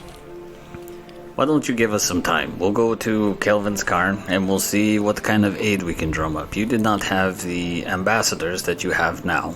We would be willing to go there and see if my kin would be willing to send workers and supplies to help rebuild East Haven. I think that's an excellent idea. We'll speak on East Haven's behalf and see what kind of help we can muster for you. Even though the dwarves that were here said that we were not going to get any help. They don't speak for all the dwarven clan, and neither were they Thanes. I have the ear of the king. Who is not there? It matters not. The status that I hold amongst my people is enough, and my word will carry a lot of weight. If you do not wish me to make the effort, that is fine. We are going to Kelvin's Cairn anyway. We figured we would stop here and give the good people of East Haven an appraisal and not an appraisal but an update of the situation, and that they should not have to fear the Duergar, at least for a while. You still won't give me the location? I can't be any more specific than spine of the world. But, at some point, if the dwarves do decide to take advantage of it, I'm sure there'd be a lot of trade between here and Kelvin's Cairn, or between there and Kelvin's Cairn, and guess who's on that trade route? Right here in East Haven. It's to your benefit. That's a good point. Be bringing this up in the next town meetings. Well, on this happy occasion, in this good news, We received a warmer reception at the stronghold. we did, didn't we? We wish you good day. Oh, good day. That's all you came here for? Is there something that you have for us? Some information? Something you want to tell us? Some kind of update? Yeah. Something that we should know. She wants the location of the stronghold. You won't give me you won't give me any information, so why should I be giving you any more? Wow. It is starting to feel kind of hostile in here, isn't it? And very one-sided. Well, we're the ones in need, not you. Very well. Well, then, For a person that actually lives here with his family, mind you. Family technically left. Good day. All right, you start making your way out of the town hall. That's right. All right. Wow, such hostility. So then you make your way back to the stables, I take it? Yes. All right. I don't think we should stay. I mean, I'm My original plan was like stay and rest up, but I'm drawing a little bit of a blank, but I'm pretty sure when she was the captain, she was a lot cooler than she was now. She was. she was. I understand, like, she's under a lot of pressure right now, but at the same time, if you're going to be a speaker demanding stuff of people instead of being diplomatic about stuff, Right. you catch more flies with honey than vinegar. I think that's the saying. Oh, yeah. It is the same. So, you were told by Spooky. What? The that you guys should definitely keep an eye on her. And I kept that in the back of my brain, which is why I was like, I don't know if I want to give her too much information. He's like, noticed that. He's like, you don't need it. You don't need it. It's in the spine of the wheel. It's exactly the little voice in the back of my head was saying I might want to not divulge all the information. Right. So, With that being the case, how can we even say that she was telling the truth? That the dwarves actually said, "We're not giving you any help." That doesn't sound like the dwarves. I mean, if they didn't have any aid to offer, they wouldn't have been dicks about it, like she made it sound like. Well, and she's talking in general terms, and I have difficulty with that because we're talking like a small handful of dwarves. Even if she were accurate in the way that they were talking back to her or treating her, that those handful of dwarves don't represent the dwarven clan as a whole. Well, not to mention, who knows how she came at them. If she came at them like she came at us, I mean, we could be a little bit lippy, but, out of game. We weren't lippy, were we? Well, what I'm saying is we can be. Yeah. But out of game, most NPCs they don't have the moral flexibility or the ability to change their attitude towards people. Like, for the most part, your story elements set the way it is. So a dwarf's going to be like, hey, talk to me like that, I'll piss in your boot. Please don't piss in my boot. Where we're like, okay, we understand your situation, so we're going to do what we can to help you. Even though you're kind of shitting on us right now, we're going to do what we can to help you. Well, I guess we're going to find out when we get to Kelvin's Cairn. Maybe get some more of the story, the other side of it. Sounds good. Yeah. So no more investigation here in East Haven. You guys. Well, we're planning on coming back here, but what we're the goal. So the kind of the goal right now is we know the situation of East Haven. So I think, I think there's something else going on here. Yeah, but at this point, we can kind of help the situation because even with her, with what's going on with her, it doesn't mean that we shouldn't leave the people of East Haven without any type of aid. If they don't have any aid right now, then let's go see the dwarves and see if we can get some help, and then come back, and then we got more leverage, more news, and then if we want to stick around here and try and investigate things, I just while this is going on, the people shouldn't have to suffer more than they have already. So if we can get them help, then I say we get them help and then come back and try to figure out what's going on here, if that's a possibility. So after we grab the sleds, plural, and head out of town, riding side by side, if there's enough room on the path to do that, we'll talk through this. And what I want to bring up is there's something, I think there's something, aside from what Spooky told us, I think there's something fishy going on. And let me explain as to why I think that is. She seemed really needy in wanting to know the information of this dwarven outpost. One, she knows, one would speculate she knows nothing about it. So she doesn't know. It could have been a hole in the ground before we brought it up. Nothing more than a hole in the ground and a couple of rocks rolled across to cover it up. So if she knows nothing about it until we mention it, because we didn't know anything about it until we did our research and found out about it and then tracked it down. We didn't even know what we were going to run into. We didn't even know there were mines. Right? Mm-hmm. For someone who should know nothing about any of that, she seemed really concerned and interested in knowing where it is. Almost to the point where I believe she knows that there's stuff worth of value there, and which is the mine itself. She's not in a position, and even if she knows that, this is all speculation on my part, she's not in a position to do anything about it, because her the people of East Haven aren't miners. They wouldn't know the first thing about what to do. But we do know, based off of some of our previous run-ins with other groups and areas and towns and villages, there are other forces at work. If I remember correctly, the Zents are somewhere in the area operating. They have the resources, or could get the resources. And I'm not saying it is the Zents, it could be some other organization that she's now involved in. They have some of the information that there's a mine or valuables at this outpost. We really need to keep an eye on her. Her whole conversation was nothing but red flags to me. Really drilling in on something she knows nothing about, and not even having the resources, even if she did. 2 red flags. Well, to play off of what you're saying, at the same time, I didn't know what was going on either. I thought she was acting weird. But that's why I kind of did my best to kind of keep her talking to see if something would slip. Kept throwing stuff out there. Yeah. No. But doing it in a way of like non-aggression, so that she's not like, well, they're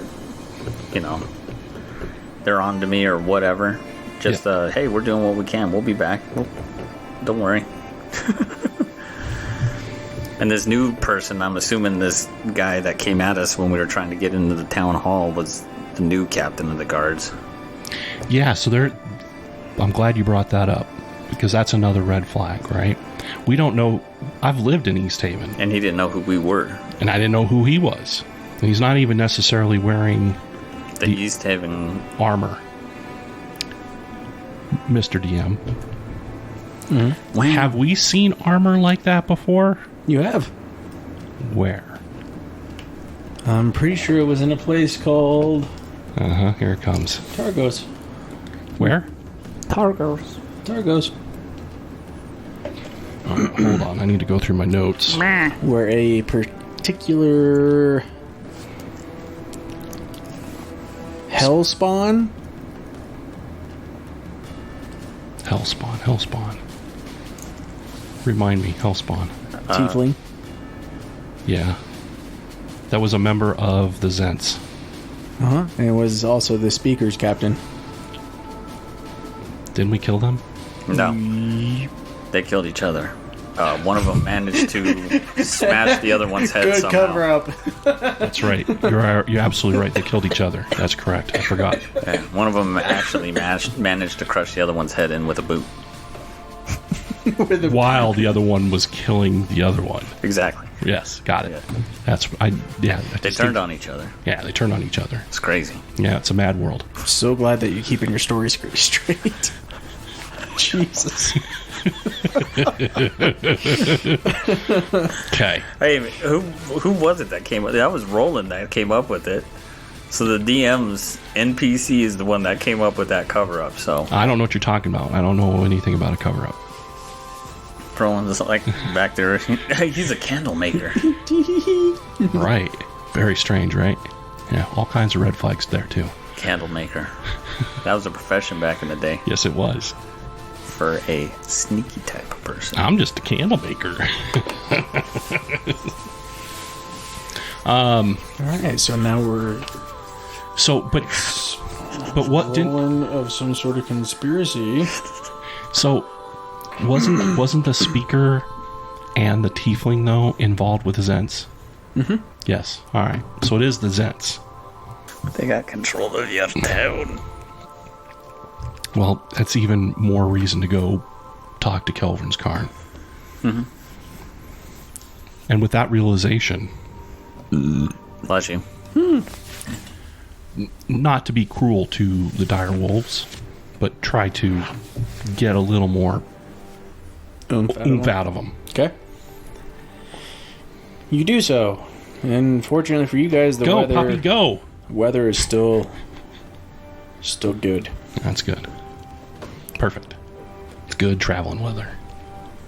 So by the time you make it to the Dwarven Valley, It's more darker than usual, Okay. but you make it there nonetheless with no problems. You guys, Dwarven Valley is the way it's always been. Yep. No problem. Able to kennel the dire wolves. Get to the gates. You guys are welcomed, of course, with open arms, everything like that. Where would you like to go from there? All right, so I know the king's not here. Remind me who's in charge. So at this point, when the king is not here, Yeah. the clans are a collective, Yes. and they work together. Yes. So, I mean, you can go to a clan head, which one of them is part of that clan. We'll probably go to his clan head. Okay, so that would be the Frosthammers. Yes, Okay. that is correct. Fordrin Frosthammer. We'll see if we can get an audience with him. Okay. So when you go to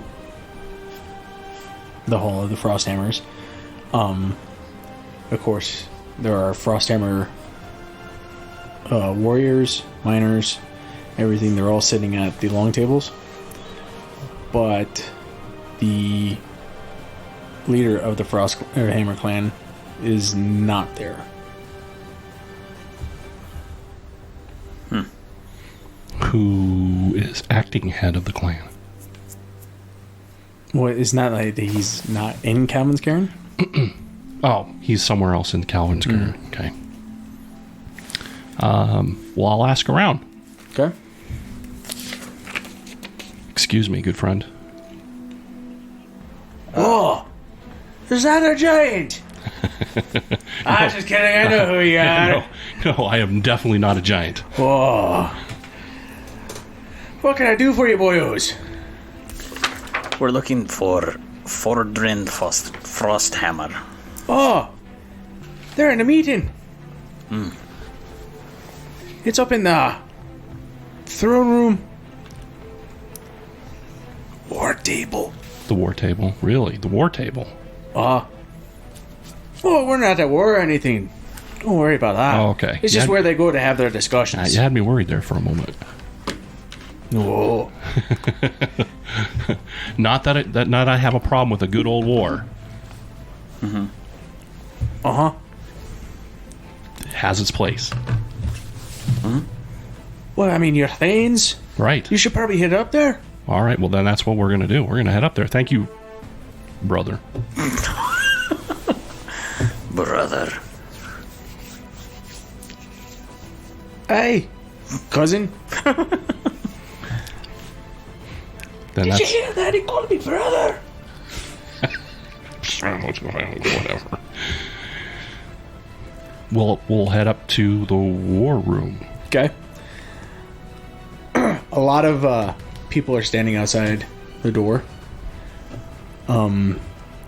Just, a bunch of murmuring and everything like that. As you guys get there, of course, one of the guards sees you. You do have... I said guards, but the thing is like, there are, like, literally, like, the clan heads, like, top man. Right. Basically all standing in front of the door. Okay. So you got, like, you got 7 of them all standing in front of this door. Okay. We'll work our way up to them. For you, that probably isn't an issue. I'm not knocking dwarves to the side here. I'm being very respectful. Big dudes. Oh! Make a hole. One of the dwarves you guys would recognize. He is, of course, in spiked armor, as well as you. Ah!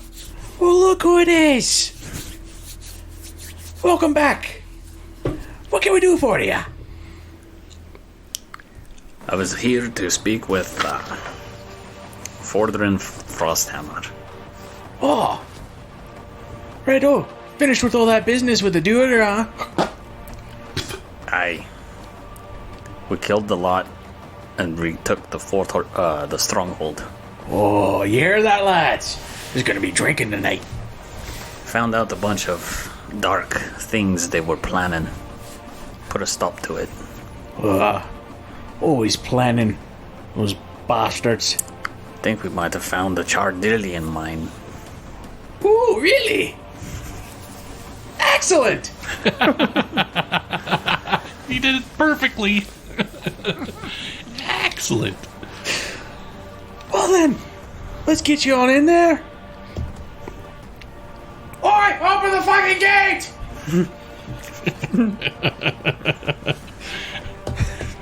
Doors open. And as you're looking in, you see the war table. You see the 7 clan heads. And they are all looking back at you. Try to play it cool. Bah! Who opened the door? Then you hear a familiar voice. Oh, shut your trap! You know who they are. They're the Thanes, you jackwagon. Jackwagon. Come in, me boys. Greetings. Honored clan leaders. We bring news of our victory at Sunblight Keep. Well, you're victorious since you're standing before us. Very well. The Duergar that were there are dead. They were mining Chardillium and creating some kind of Chardillian dragon construct. Ah, we heard about that one. As he says that, from the bag of holding, I start pulling out stacks and chunks of Chardillion and putting it on the table. And then I pull out the notes on how much iron and how much Chardillion, not my notes, the Duergar's notes, of what's in the mines. We also found out that the Duergar were working with some Alethid. Isn't that one of those tentacly thingies? We ran into them as well. Oh. Luckily for them, they chose not to fight. And I go like this. What was that then? What? What? Bah. There's that frog again. We've been trying to catch him for years. But he just keeps on popping up where he's not expected. There he is over there. Get him.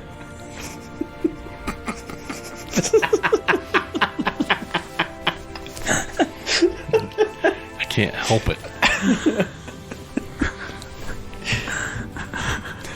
We'll get you yet, you wee bastard. You do that. Well then,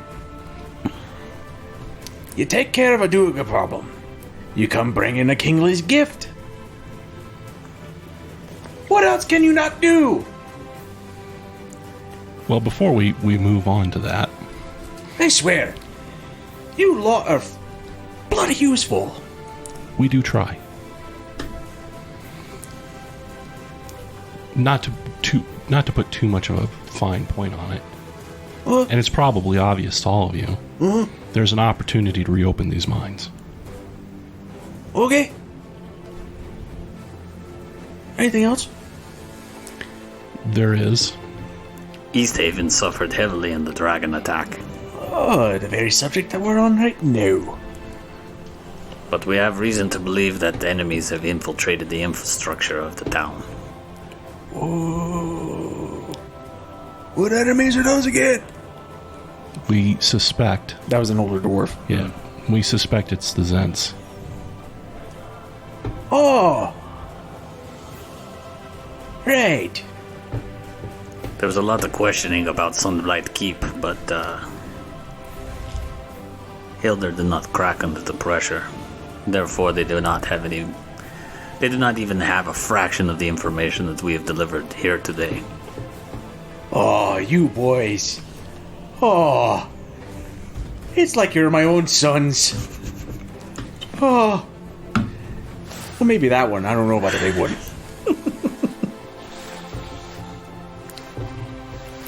Are you half dwarf? That's why you're so tall. He might as well be half dwarf. Look at the secrets that he's keeping. It's great. So you say it's interim. So I imagine you went and talked to the captain then, or new speaker. Well, we did. And the new speaker has a new captain of the guard. And the captain of the guard is actually not from East Haven, but from Targos, where we had run into Zentarum affiliates at the highest level. Aye, they killed each other. It was pretty rough. I'm sure you had heard about they killed each other. the double suicide homicide that occurred in Targos. How did that go again? That's awesome. It's a double suicide homicide. What the hell? How does that even happen? How they were able to kill each other at the same time is And themselves. A double suicide. Oh, God. And a homicide? Yeah. Wow.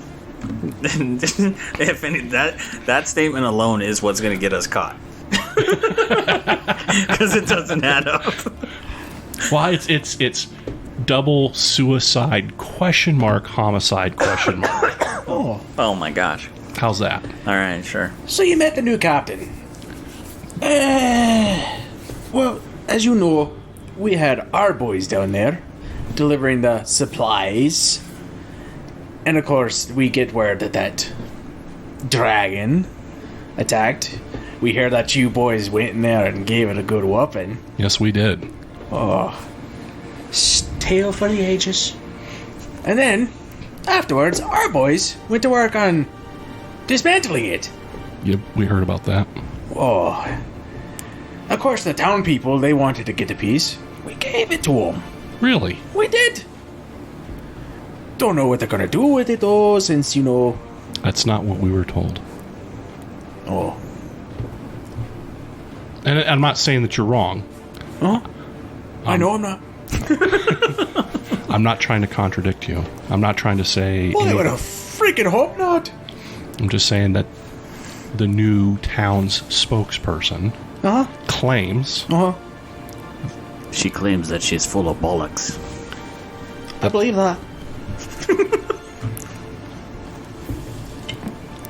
Well, the doors that we had down there, after they were dismantling it and dividing it up, they seemed they wanted more.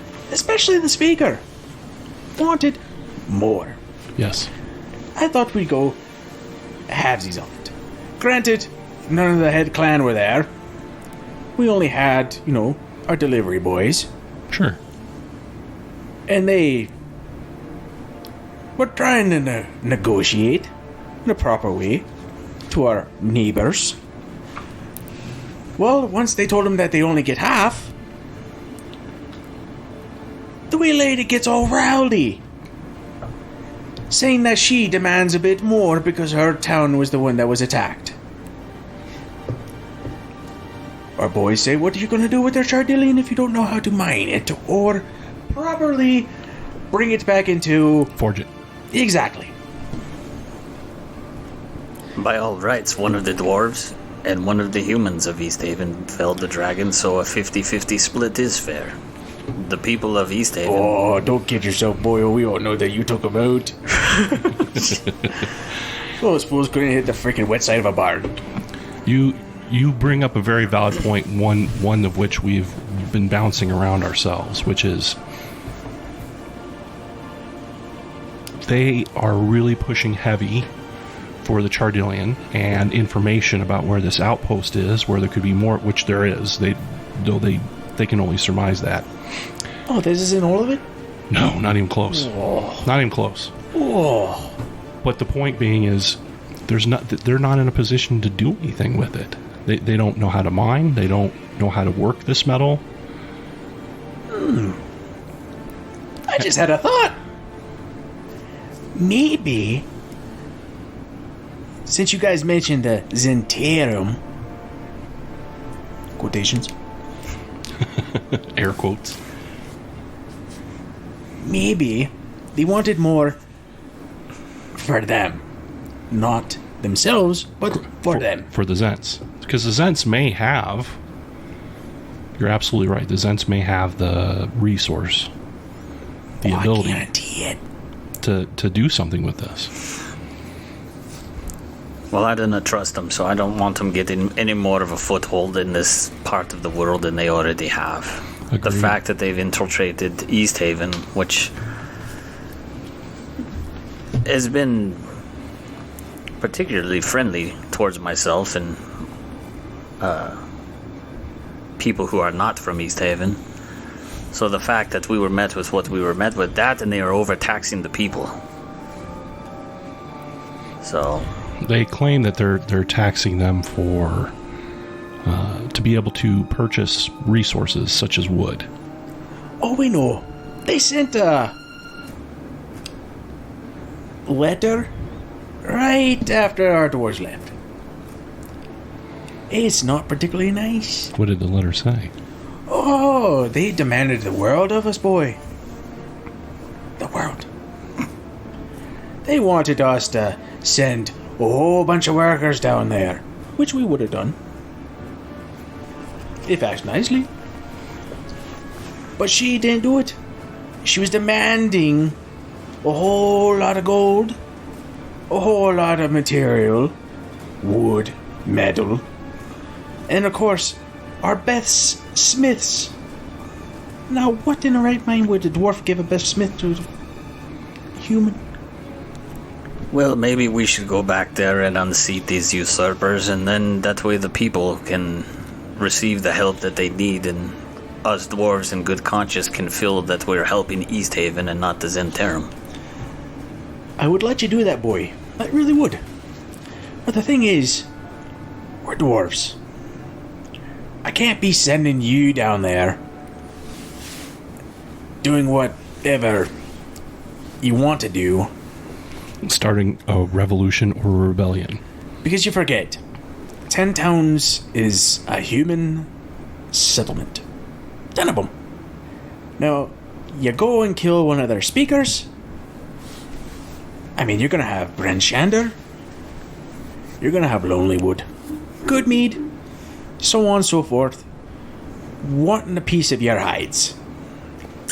So what about this? Another double murder suicide? No, What is this whole thing about murder suicides? I don't Who know. you been killing? Just Duergar. Bollocks. There was a hag, Keep it going. vampire gnolls. Yetis? That's a new one. That is a new one. Yetis, frost trolls, Yeah. That's not new. Instead of orcs of the many arrows. starting a That's definitely not new. rebellion, what we could do is just investigate and try to find information that proves that the Zents are involved. Yes, you need evidence. We need evidence. And then you could take it to that speaker, Bryn Shander. What would the speaker of Bryn Shander do? Just out of curiosity. Oh, well, much like us, they would have a moot. A meeting of 10 towns. It's usually how it goes. Always trying to send us a meeting, but you know. But if you tell him and show him the evidence that you have of what the new speaker's trying to do, he might be able to do something about it. Granted, these guys are all a bunch of bandits and criminals. Excluding the barbarians, of course. No offense. None taken? Right. But they'll hand it in their own way of justice. The right way. Own way. I wouldn't call it the right way. Murder to suicides work way better. Well, I heard that they're trying to do a freaking torture carnival thingy like they do in Luskin. Who's trying to do a torture carnival? It came up at one of the meetings a few years back. Who? People at 10 Towns. Oh. You're not talking about... But since, you know... Not talking about the tribes. No, not Okay. the tribes. Alright. Honestly, tribes don't really have a say in what goes on in 10 Towns. Yeah. I just Yeah. wanted to make sure that the tribes aren't in some kind of like weird... Well, they Shit. wanted a new way to punish their criminals. Because apparently putting them on a boat and working them to the bone isn't good enough anymore. Because, you know, those criminals go back to being a criminal. Just don't let them off the boat. So they wanted to do a torturers carnival. Where they splay them out. You know, found guilty, what have you, horses pulling from the tree, blah, blah, blah. That and other torture devices. Which are not going to be dwarven made. That fell to shit. And it didn't happen. I think investigating is probably the proper course. Hey! If you don't mind, we'll head towards our Thane homes. Uh-huh. Catch up on some rest. Maybe Oh, boy. restock up on some supplies. Oh. You hang around with a dwarf, Yeah, and you want to say you're going to get rest? After all you have accomplished? right. Oh, hell no. No rest? No rest. Gotta head out immediately. Nope. It's gonna be a party, isn't it? Like a feast. Look at that. Boy catches on real quick now. Let's say it takes you a couple hours to prepare the feast, right? Okay. I can take a nap in that amount of time? No. Son of a... You start drinking now. Yep. Alright. Make a constitution roll. I haven't even started drinking yet. But Hurry up. after we're finished with this meeting, Alright, well, we'll... which you will stay. Your things are coming, Cairn, now. You gotta get into the government part of it. I understand completely. I am not complaining at all. Ah. Oh, don't give me that. Because it won't be Bruner challenging you to a drinking contest. It'll be the 7 dwarves you see here. You said 7 dwarves. Son of a... You don't want to challenge Grumpy over there. What the...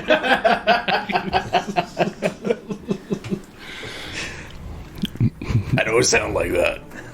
Don't sound like that. Anyways, to further business.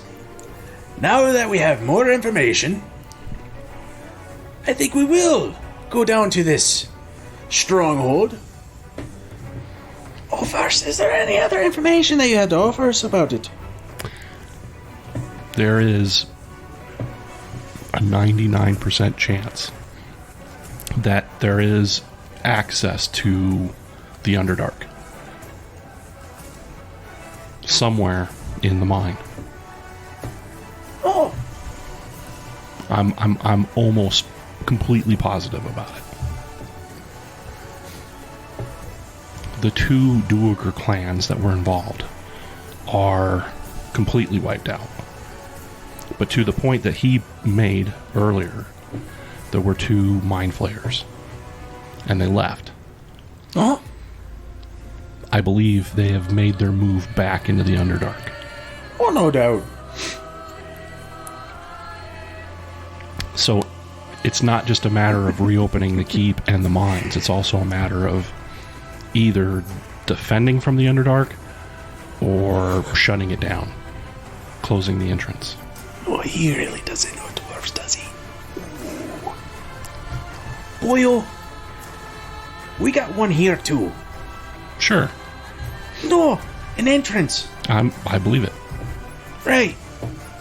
It's nothing. It just depends I on mean, how, yeah, some creepy crawlies come out every once in a while, but we push them back. Or depends kill on them. how many dwarves you're sending down to the keep. That's Hey, there's plenty here. Wow. Not only that, the whole thing of the mind flayers.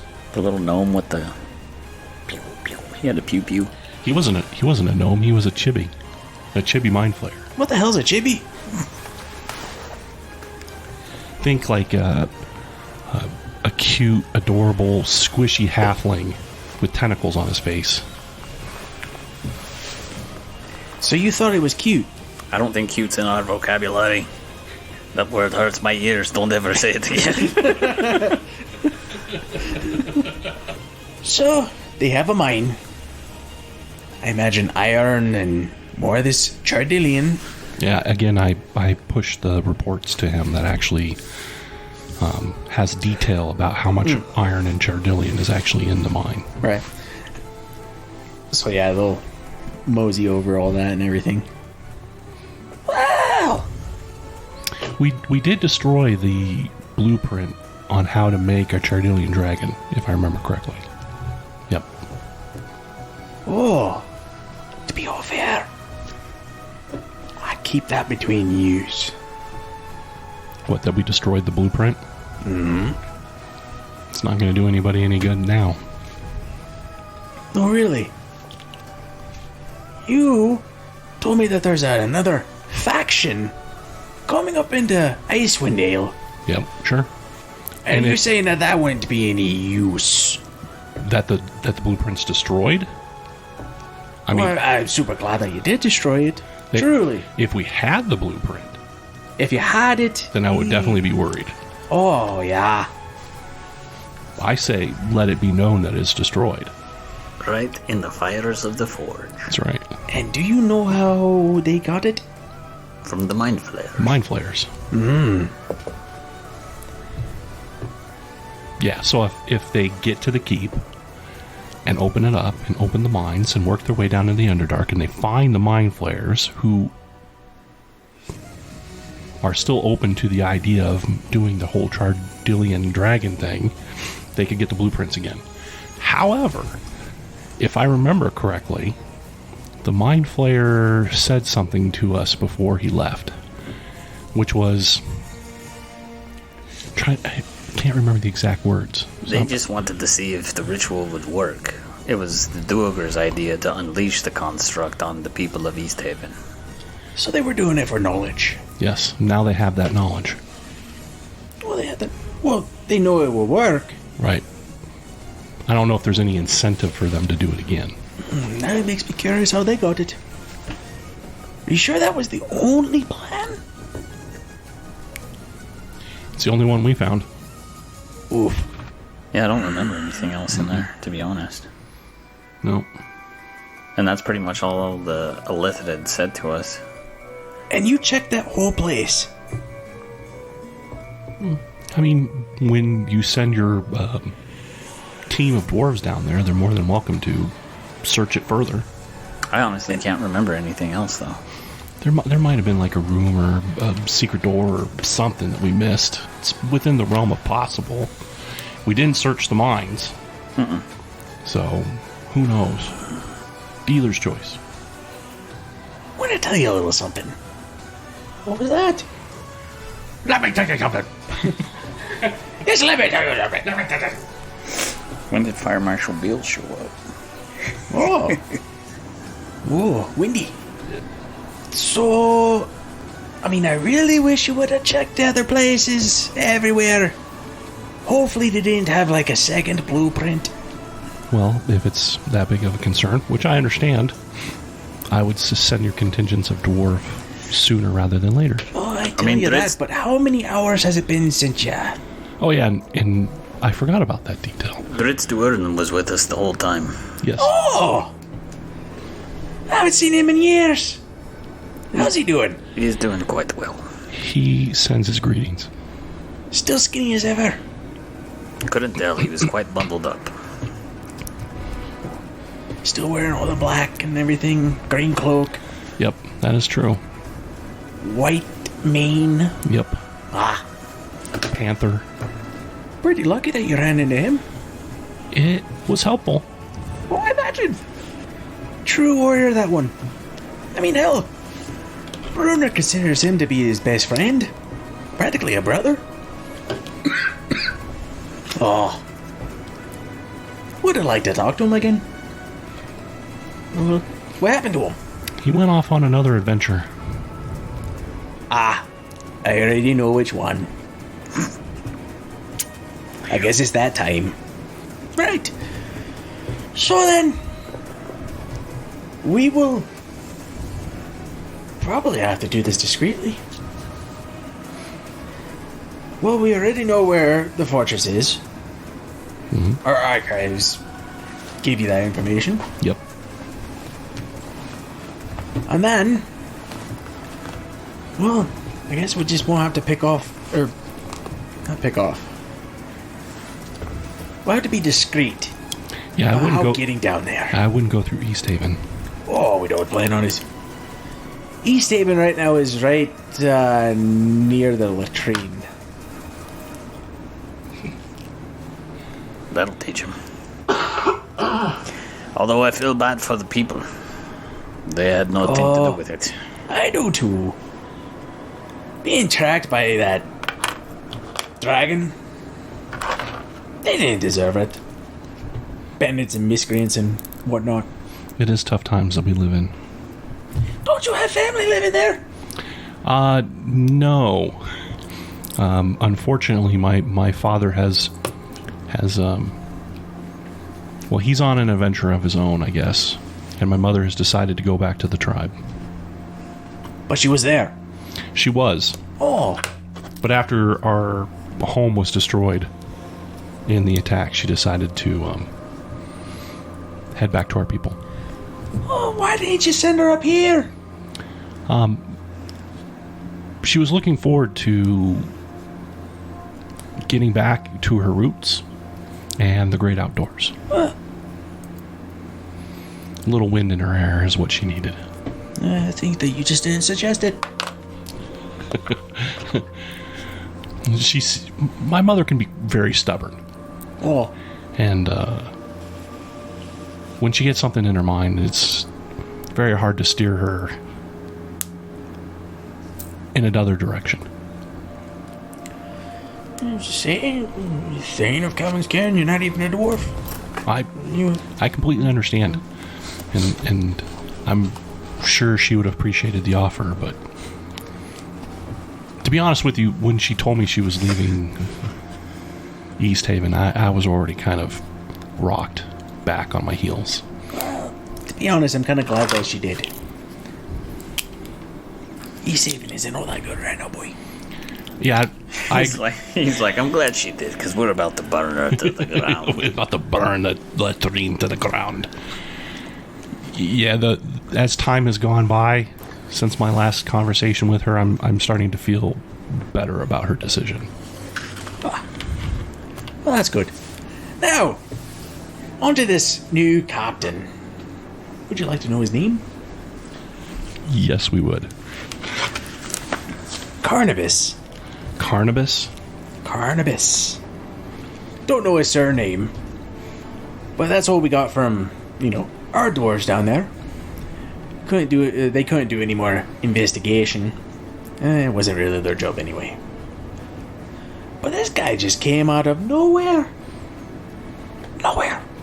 Well, we do know he's from Targos. Are you sure about that? Based off the uniform he was wearing. I mean, just because one man wears this uniform and another one Yes. wears this doesn't mean he's from there. That's a fair statement. I understand what you're saying. Food for thought. I'm not hungry. Are you? Roast the pig! Now, other business. What shall we do with these demands? Don't give him anything. I agree. If I may make a suggestion. Suggest away. Once myself and my friends have had an opportunity to investigate, and if we're able to address the issues that we believe that are going on in East Haven, fix them, resolve them, come to some sort of resolution, would the clans be willing to provide a few dwarves helping hands to help reconstruct East Haven? Well, of course. But not with that speaker.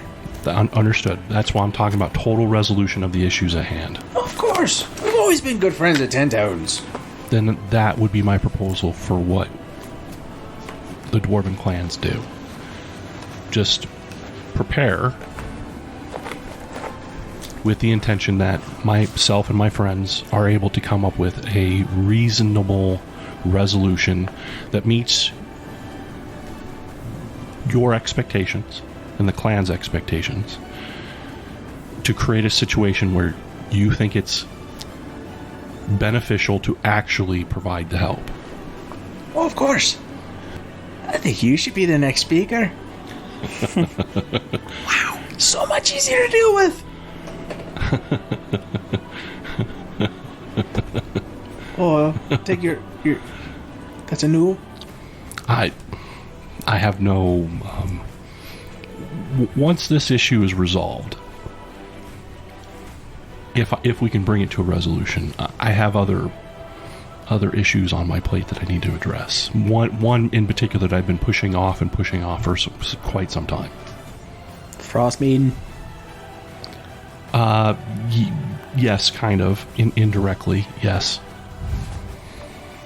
To track down my father. Oh.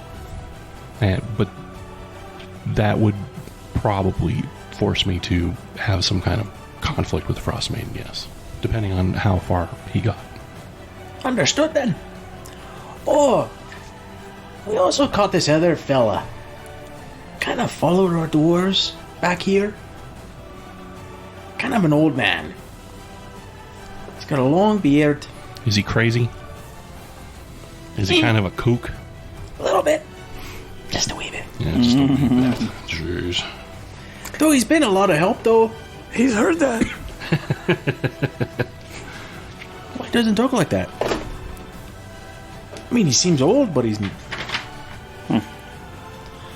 But anyway, he's down in the archives. I forget that gnome's name again. Fentoril.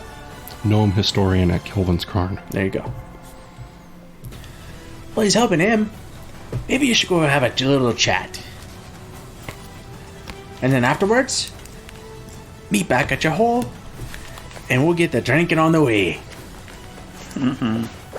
No rest for you, boyo. Is it Kellic? Yep. Whitestrom? He heard that? Yeah, he heard that. Alright, well, I guess we should go talk to Kellic down in the library. Well, good. So, gentlemen, I think this meeting is adjourned. Get those stomachs ready. Looking forward to it. Oh, me too. I'll bet you are.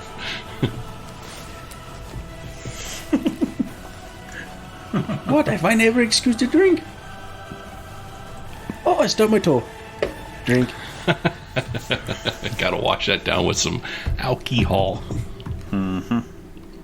Alright, so we'll head out, meeting adjourned, and make our way down through the halls to the library.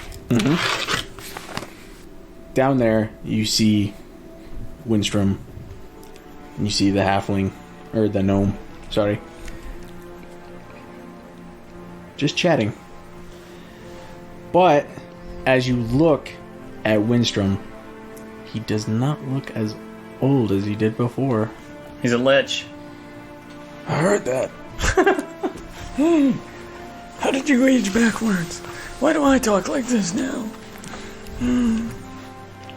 That's what I said. So do you enter? Yeah, we enter. Yeah, that's what I said.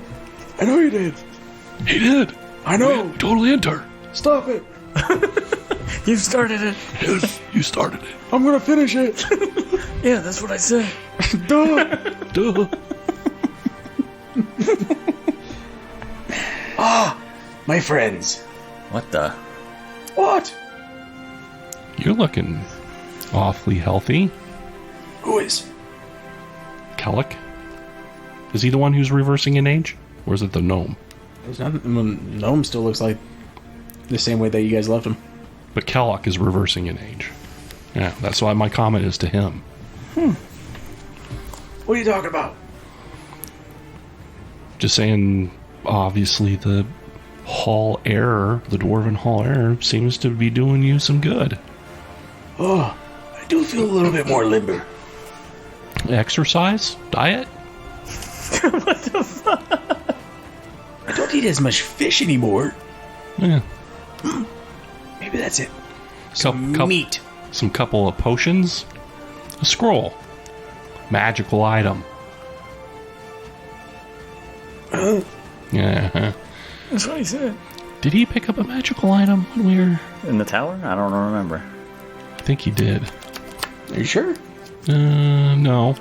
I'm about as sure as... I'm not sure. Yeah, no analogy for that. Does he appear to be wearing some kind of magical item, like an amulet or a bracelet or a special hat? You want to roll perception? Sure. Okay. And if anybody else does too. I got a 12. You see that his hat is tilted a little bit differently. He got you good. Dude, you did not get me good. Yeah, he did. He got me, but not good. Oh, that's good. That's not good. Yeah, you noticed his head is tilted. Are you fucking kidding me? Total weak sauce. The highest number out of the two characters I have was 17. 17? Uh-huh. Other than the clothes that he's wearing, the hat that he's wearing, tilted differently, by the way. He looks the same. But younger. Yeah, he's a little bit younger. Interesting. Like, not like his beard is still gray. He's still got, like, bit of wrinkle, but it's not as much as it used to be. Yeah. And his voice, obviously, is different. Yep. Huh. Who are you? What happened to your voice? Just thought we'd come down and check on you, see how you're doing. We're in the area. Why don't you tell us what's going on with you, buddy? Oh, doing research. What are you researching? How to stay young. Oh, I already did that. Now he's back to talking like he did. It's like, oh, the whereabouts of a certain place.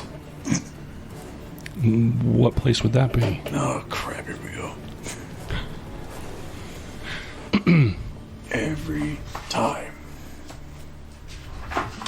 Why do people not know as much as I do? Oh. Uh-oh. Uh-oh. Uh-oh. The island of Solstice. The island of Solstice. Have I ever heard of this island? Not you. I mean, you could, and we'll make it fair. And go ahead and roll History? history. And whoever else wants to. No. I got a 4. I can see the smoke coming out of your ears. Yeah, right? The wizard. 20. Unnatural. There it is. So, amazingly, he has heard of it.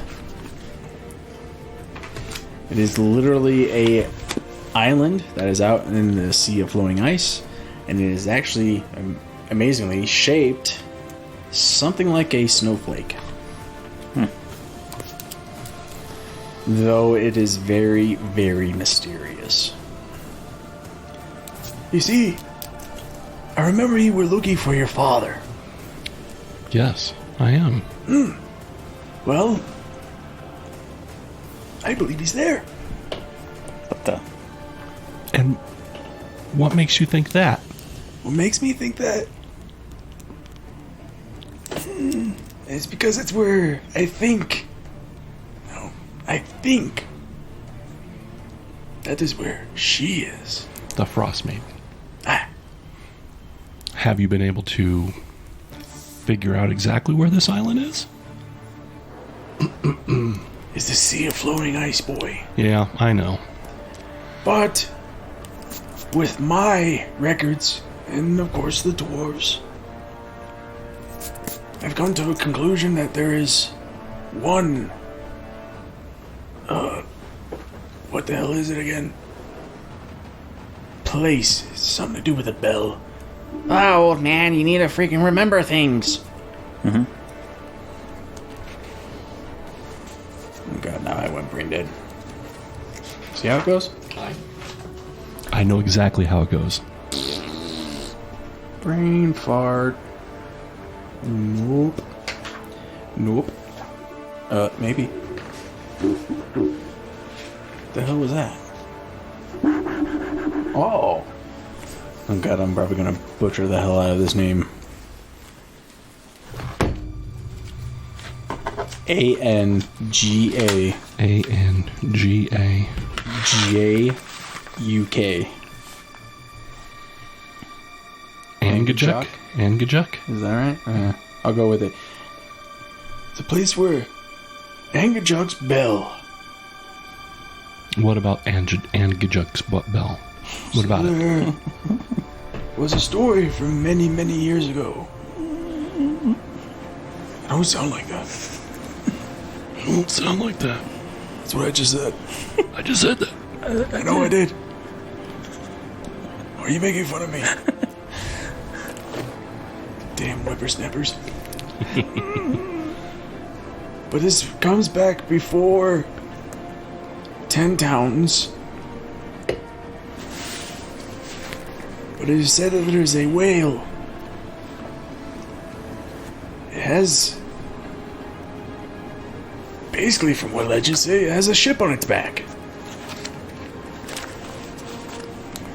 And it says that Angajuk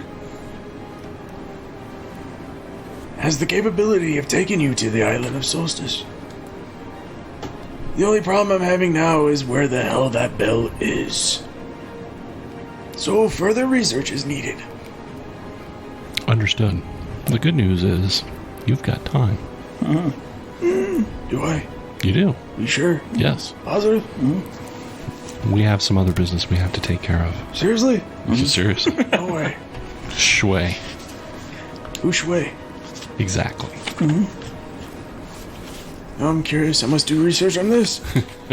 You do that. Well then. I hope that bit of information was good enough for you. It's definitely helpful. See, I was doing the research on my own until all of a sudden this That- Windstrom came out of nowhere. Yeah. He tends to do that. I heard that. No, you didn't. I did too. You just think you did. Stop talking smack. That's what I said. That's what I said. That's what I said. It's his fault. He did it That's twice. right. I know. Ask for it. He's like, Everything backfires. That's right. It all comes around. just because like everything you said to that dude, he's like, yeah, that's what I said. That's what I said. No, it's not because I just said it. Yeah. I said it first. See? Years ago. Yeah. Suck it. Suck it. Yes. Anyways. Hopefully, we'll be able to do more research. That'll help you. Well, we definitely appreciate it. I personally do. And thank you both for the work that you're doing. Well, I would hope so. And of course, if there's anything that I can do for you, I'm at your service. Well, if you get back, you'll tell me all about this place. Absolutely. Because from what we hear, it is not only mysterious, extremely dangerous. Yeah, I have a question that just popped in my head. How do you? I gotta assume that this place is extremely cold. Like crazy, crazy cold. Welcome to Icewind Dale. I mean more than just Icewind Dale. See a moving ice? Well, I'm like I said, I'm assuming it's beyond the extreme cold that we would normally associate with Icewind Dale. Well, we won't know until you go. True. Take an extra blanket. Well, that's kind of... You want my trousers? No, I definitely do not want your trousers. Keep them on, old man. You're lost. Sure, I doubt that. He got you, He got you, bugger. In your research, if you happen to come across anything that... You notice his hat is tilted in a different direction. He does not need encouragement. That's fucking... No. That's so worthless information. It's not helpful at all. I know, that's why it's fucking... Because he got you good. No. You thought he was going to tell you something useful. And he's like, you notice his head is tilted in a different direction. Hat is tilted. See, when you laugh like that, you encourage him to do stuff like that. I don't have to encourage you, man. That shit's funny. You do the same shit. I don't know what you're talking about. Oh, man. Sure, play innocent, why don't you? In your research, if you come across any information on how one could go about protecting themselves against the magical extreme cold that I assume is there, it would be greatly appreciated. You notice how when you came in the room, you saw that? Notice how my hat was tilted in a different direction? That'll protect you. the other way? That'll protect you from the extreme cold. No, it'll make you young again. Ooh.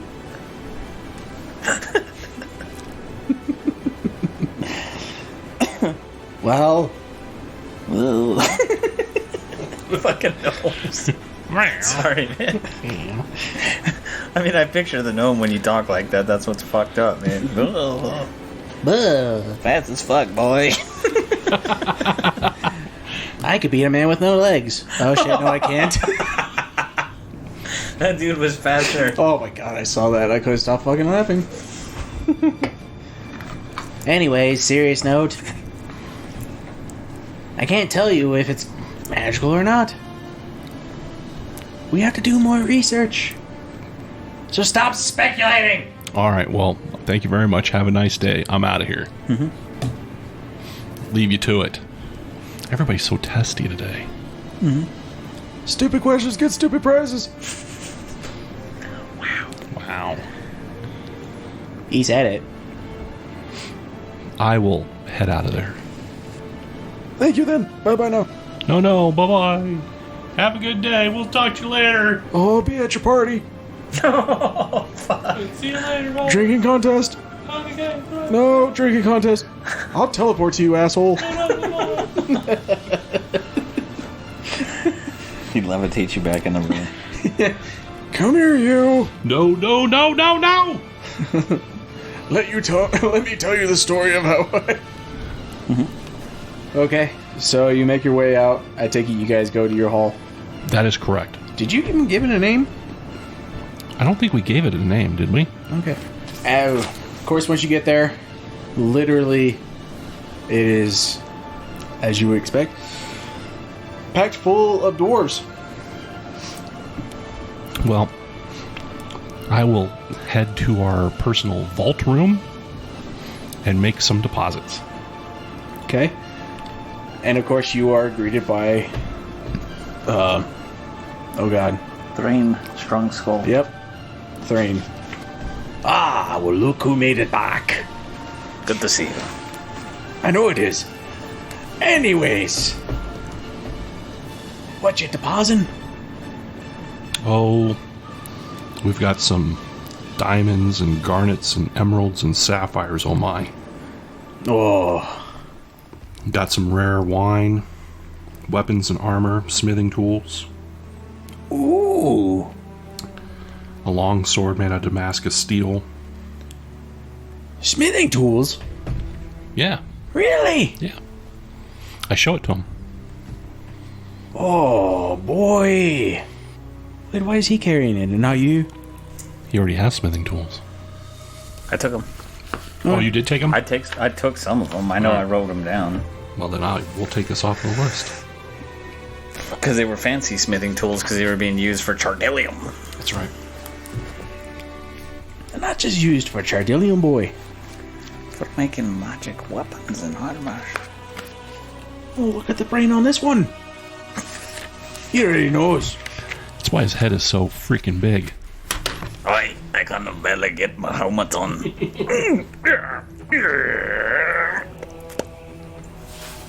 Be careful when going through doors. Right.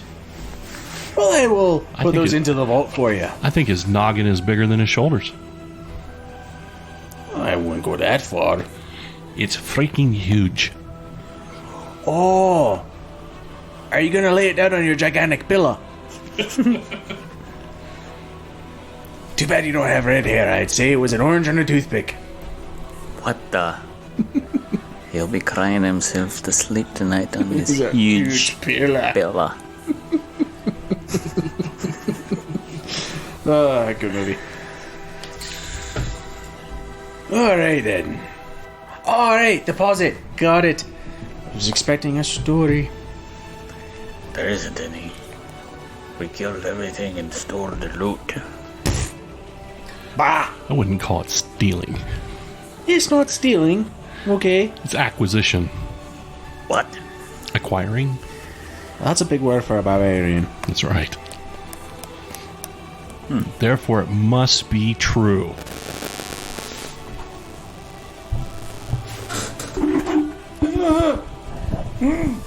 I heard that.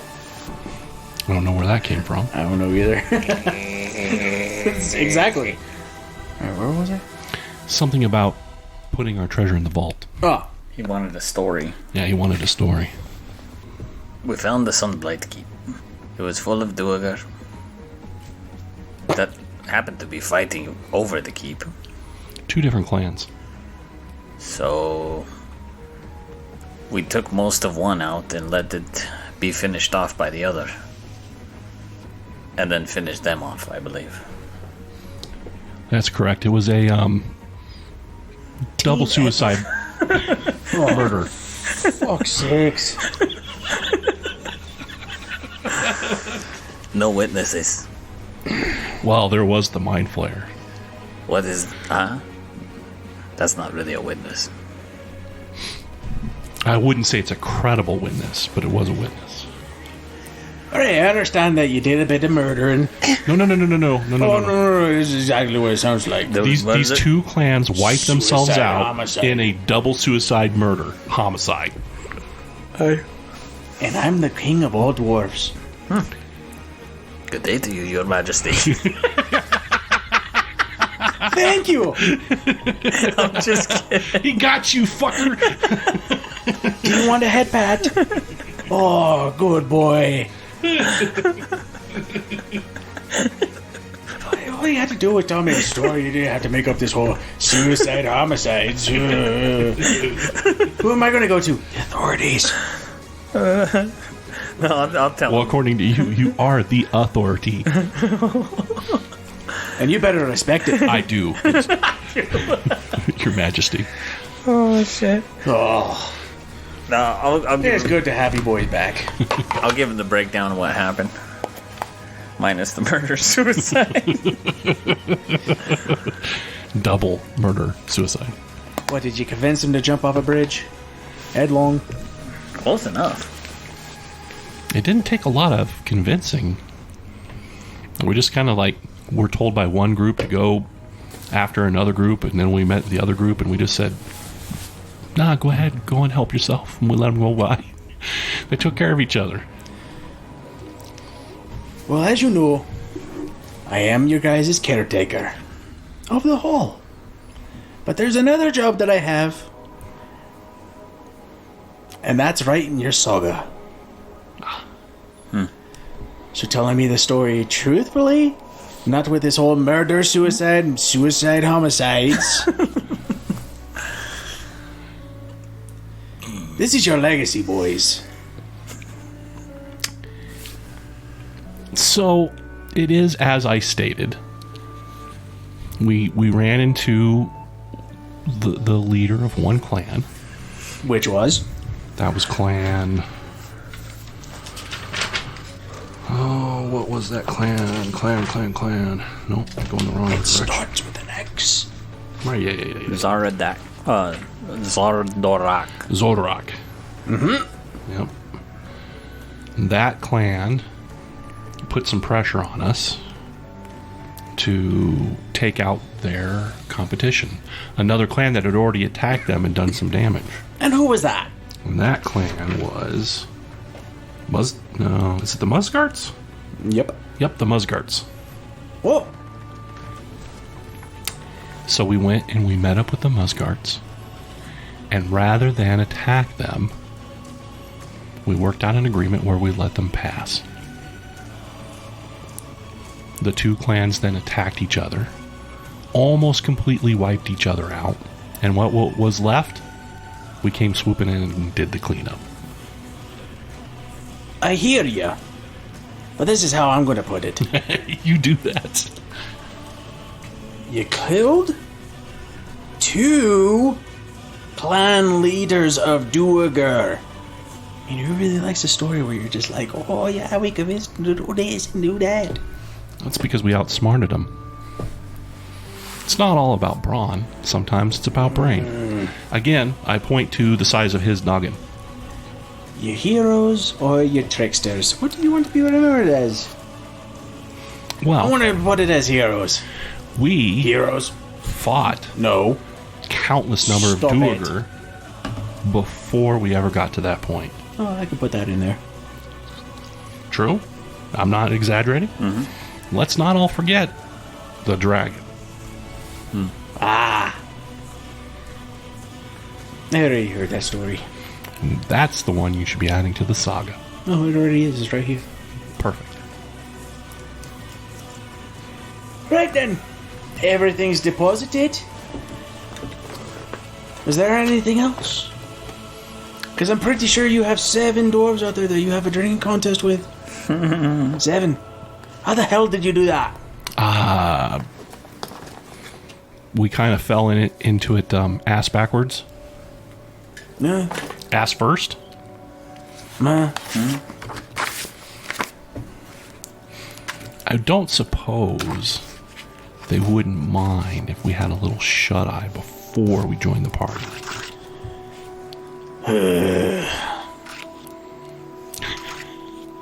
A nap? Little nap? No? Fine. 3 words for you. Don't be late. All right, we're going. Jeez. Should I? No saga ever started with the hero taking a nap. I get it. Nope. 24/7. Kicking ass. That's what it is. 24/7 kicking ass. Fine. Damn it. Be time enough to sleep when I'm dead. Exactly. I guess we'll go to this celebration. This party, this feast. Do you go sleep first? No. No, you just go straight to the party? Yeah. Oh, don't listen to me then. Didn't he just tell us not to be late? In other words, you could take a nap, but don't be late. Oh. No, that's fine. I think his brain went smooth there for a second. My brain is so smooth, you have no idea. It's like a baby's arse. Not a wrinkle in sight. So how much time do you need? I don't think there's enough time. He's letting his real world needs get into the game. Oh, I'm an old man. I need to have my sleep. Blah, blah, blah, blah, blah. I didn't say that. I heard it though. Wow. You were thinking it. Just gonna go to the party, damn it. Gotta have a good time. It's a good idea. So are you going to go take a nap or are No. you going to go straight to the party? Going straight to the goddamn party. He's taking a nap. Granted, it is only like, I don't know, probably...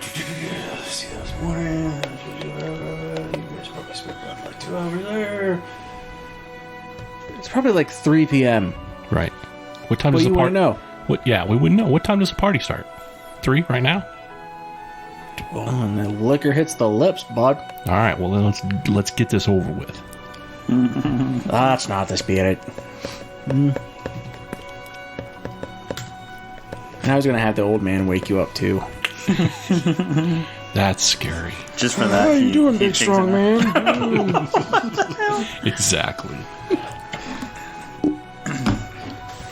I Wake up and the old man's spooning me in the bed.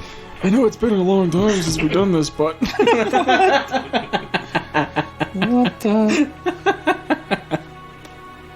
So the party goes on. Everybody's having fun. Everybody's cheering, toasting to you, and everything. All goes swimmingly. And like every drinking party, how it should be, everybody is passed out on the floor. Or on a table. Or somehow there's a couple doors up in a freaking rafter. But supposed morning comes. hey, strong man, let me tell you a secret. Get him off! Don't touch me. How is your pet more comfy than mine? What did he say? How is your bed more comfier than his? I'm sleeping on the floor. Oh, I must have been sleeping on you. Oh, gross. What the hell? Oops, I tripped. I'm out of here, man. It's your fault. You encourage him. I didn't encourage nothing, man. You encouraged it. So where would you guys, or what would you guys like to do from here? I think the plan, and Draknar, correct me if I'm wrong. I think the plan is to go to East Haven and investigate both the captain and the new spokesperson. Keep an eye on them and see what kind of activities they got going on around them. Who are they talking to? Who are they interacting with? Where do they go? And see if we're able to pick up on anything. Any kind of clue as to what might be going on behind the scenes. What do you think? Sounds good. I'm thinking when you're done with that, you should come back up here. That is the plan. We'd come back up here once we have proof. No, it's more than just that. Because then when we have the proof, then we're going to go to Bryn Shander. Bryn Shander. I said that. And with Bryn Shander's help, if we're able to come to a resolution, then we would come back here to Kelvin's Cairn. Sound like a plan? I think that's what we're going to do. Okay. And then back and forth between East Haven, man. Right? Okay. So you guys get everything packed up, ready to go? You start making your way through Kelvin's Cairn, through the Dwarven Valley. Make it to the stables. Let's see how the weather is.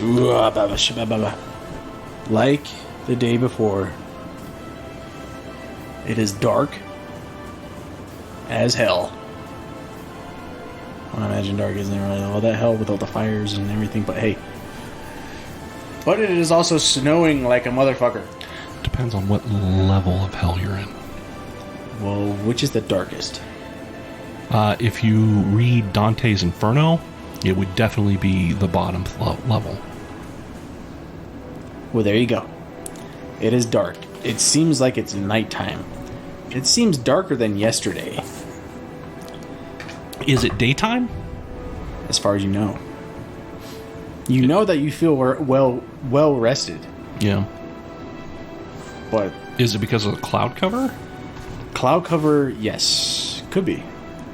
Not even the sun is poking through this dense cloud cover, and it is snowing heavily. So depending on what you guys want to do from here. Should we wait until let the snow lets up? Yeah, it might not be a bad idea. That's what we do. We wait for the snow to let up before we head out. We will sit around near the. We'll sit around in the valley near the where the dire wolves are sheltered, and nurse our hangovers. Well, it would seem that it does not let up for 9 hours. Wow, that's a lot of snow.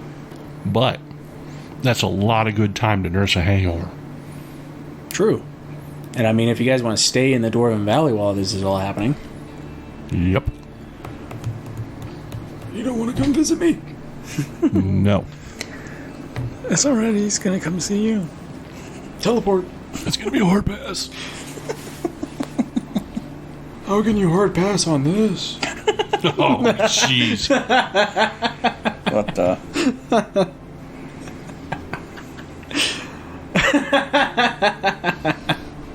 Take that. Sure would be unfortunate if there was another murder, suicide, homicide. I dare you. I don't know what you're talking about. I wouldn't do anything. I dare you. I double dog dare you. I could kill you with my pinky. I'll bet. So yeah, 9 hours of waiting and nursing your hangover. Mm-hmm. The snow lets up just a little bit. How far is it from Kelvin's Cairn to East Haven? So you're probably, I know I've calculated this so many different times. Uh-huh. But so from the tip of the Dwarven Valley to there, so you're probably looking at it probably in 2 hours. Maybe 2.5. We can do it.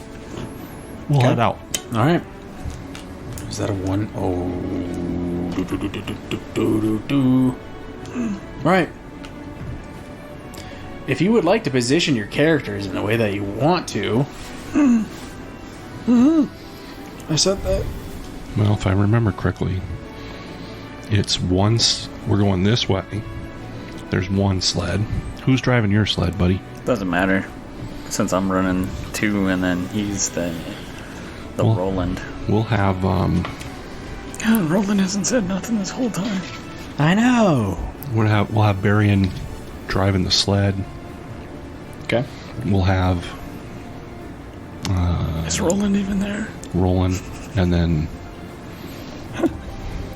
I forget that he's even there sometimes.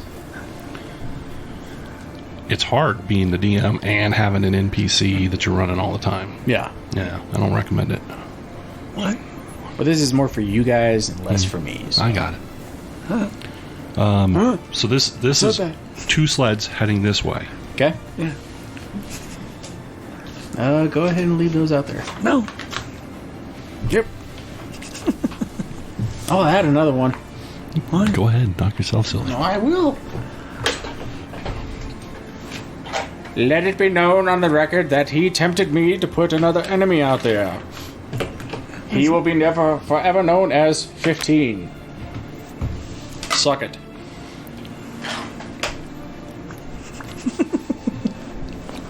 I don't do that.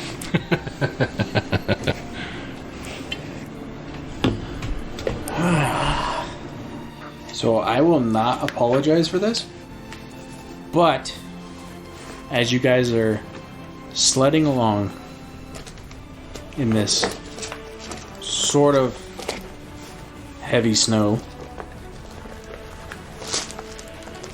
ahead of you, and you hear your direwolves start to howl, and they start to get the same kind of skittish when you guys face off against the gnolls. But what you see before you are these very tall, very taller than you, figures about, how far are you guys over here? We'll say at first they were like 50, they're about 100 feet ahead of you. How would you like to proceed? We will come to a stop. Okay. Could you describe these figures? So they are definitely wearing like what seems to be like leather and fur. You said they're bigger than me. Yes. Are they slightly blue in skin color? Not that you can tell. Other than the clothes that they're wearing, are there any other features? They are carrying Well, some are carrying like gigantic, like two-handed axes, and some are carrying gigantic, like swords. Are these Goliaths? You have seen a Goliath before. I have. And the size does fit. As you guys stop, they start getting into a formation. I hold my hands up. Keeping in mind we're 100 feet away. Mm-hmm. We mean you no harm. We mean no trespass. We are just travelers. And are you yelling this out? Yes. Okay. Would you like me to yell it? I didn't think I so. don't think you really need to yell it. Yeah, no, I'm yelling this out Okay. through the storm. So, I mean, it's not windy, so it's just a really heavy, like, snowdrop. Gotcha. But you do hear, in reply, "You'll come forward. Just you." Okay. I will get off the sled and I will walk up towards them. Okay. You can see as you approach, even in the darkness, of course you have that devil sight and everything like that, they literally have the war paint going. Oh no. Oh yeah. It is, and I mean, you being from a tribe, you know this. Not particularly a good sign. Nope. Now, how would you like to proceed? So I'm still some distance from them? Like how much? I don't know. 60 feet? 50 feet? Come closer. Do I recognize what tribe they're from? Not unless you get closer. Why do the mighty Goliaths go to war? Ah, puny barbarian. Puny barbarian. Have you not heard of what is going on in the tribes of the Goliaths? We have not. So uninformed. Stick to your towns. Just recently we had a run-in with a large number of Duergar that we had to take care of. We've been deep under the earth trying to stop them in their raids.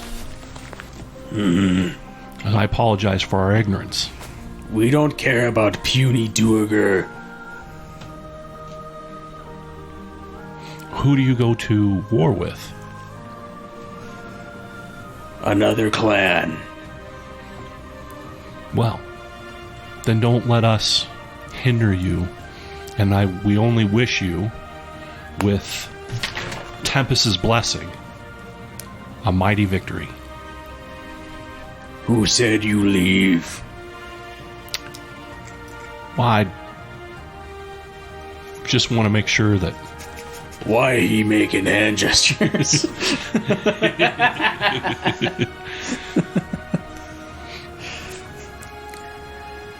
All I wish is for us to go in peace, our own separate way.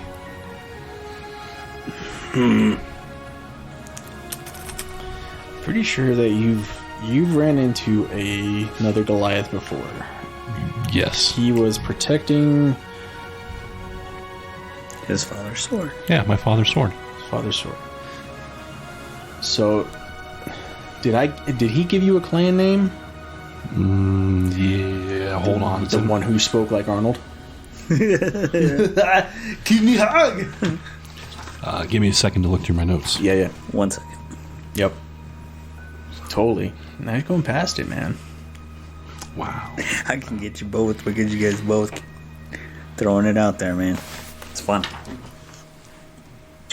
Hey, Rums, when are you going to DM? Yeah, Rome. You son of a bitch. As soon as I find out what's going on with Middle Earth campaign, Oh, why does it have to be just Middle Earth? Yeah, why does it gotta be just Middle Earth? because that's where. And why can't you use the thousands of books that you already got and that I already have a player's handbook for? Because I like spending money on new resources. I got the name Talos down here, but that doesn't make any sense. Talos was Talos said he was an information broker. The guy who you gave me shit for because of his name. Right. That sounds like me. It is. This I remember. You said that. I heard it. I don't know. I can't find it in my notes.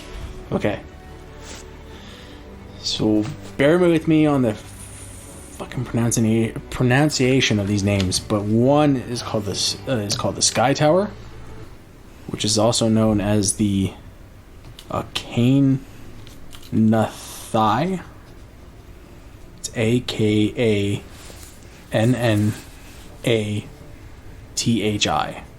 Akanathai.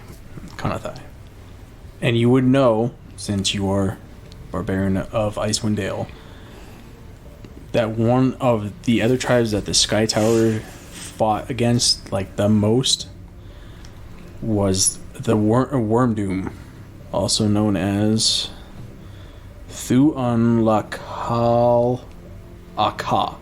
Ga. So it's THUUNLAKAGA.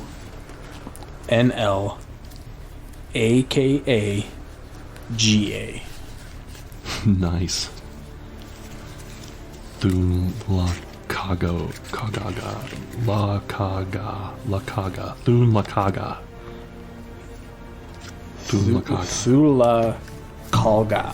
Akalaga. Butchering the shit out of it. Yeah, no kidding. So do I know which tribe these are from? These ones are definitely Sky Tower. The barbarian that the Goliath that you met that was protecting your father's sword is Sky Tower. Oh, okay. Son of a... Damn it. What? Well, I still I don't know his name. I have it somewhere in my notes, but I can't find it. I can't remember it either. Because it is in another notebook. How about we just give him a name? You and your robot movements, it's hilarious. I'm just seeing it out of the corner of my eye. Oh. Uh-oh. Bless you. Thank you. Oh, gee. His name was Grug. Grug. I finally found it. I wish nothing but valor for the tribe of the Sky Tower, and hopefully, if you get a chance to see my good friend Grug, let him know that Hildengur is still in search of his father. Isn't Grug in the opposite side? No, he's a Sky Tower as well. Oh. Yeah. Boom. We have heard of you. All good, I hope. Grug is now our new chieftain. He has told us why he has been gone so long. He did return to you, correct? He is new chieftain. I'm glad to hear that. So yes, he returned to us. All right, good. But we have heard of you and your father, and why he was gone so long. But now, since he has become chieftain, he has tried to make peace with the Wormdoom. I take it that's not going well. It went well at first. Peace seemed to be in our grasp. Then, out of nowhere, gigantic werebear force came, tried to destroy village. We have come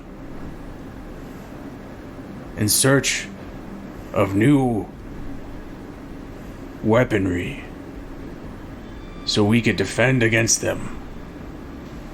But we find none. Can I make a nature? Patrick knows what works against were creatures, but I don't know if my character has any idea. Can I roll a nature? So I will give that a chance. Well, you're the only one that's approached, so yeah, you would be the only one making that nature check there, bud. Oh, shit. Blushing. Nat 20. Boom. You would know that it is silver. That's right. Or magical weapons. Right. So is the Sky Tower clan in search of silver and or magical weapons? All you know right now is that they said weaponry. Well, I'm asking that question in character. In character. To them. In character. We know not what destroys them. We were told by other barbarian that we should look for a more powerful weapon. What you're in search of is silver. This we do not have. Where we find? Well, I mean, so I'm now out of character. Mm-hmm. Neither my character, well, myself, let's out of character, myself, Patrick. I don't know what kind of metal the dwarves mine out of Kelvin's Cairn. I know Mithril Hall has streams of silver, at least that's what it says in the mythology. But I don't know if there's any silver in Kelvin's Cairn. So, with you being the thing there and everything like that, you know that the dwarves could possibly have silver. Yeah. It might not be fully abundant because Kelvin's Cairn is not that rich in certain mineral. But it is possible that they have, I mean, it's not like it's not impossible that they have not come across like a vein of silver. Though it might not have been as rich as Mithril Halls. Right. And everything like that. But it could be enough. And depending on what the dwarves have done with it. Right. And everything like that is neither here or there.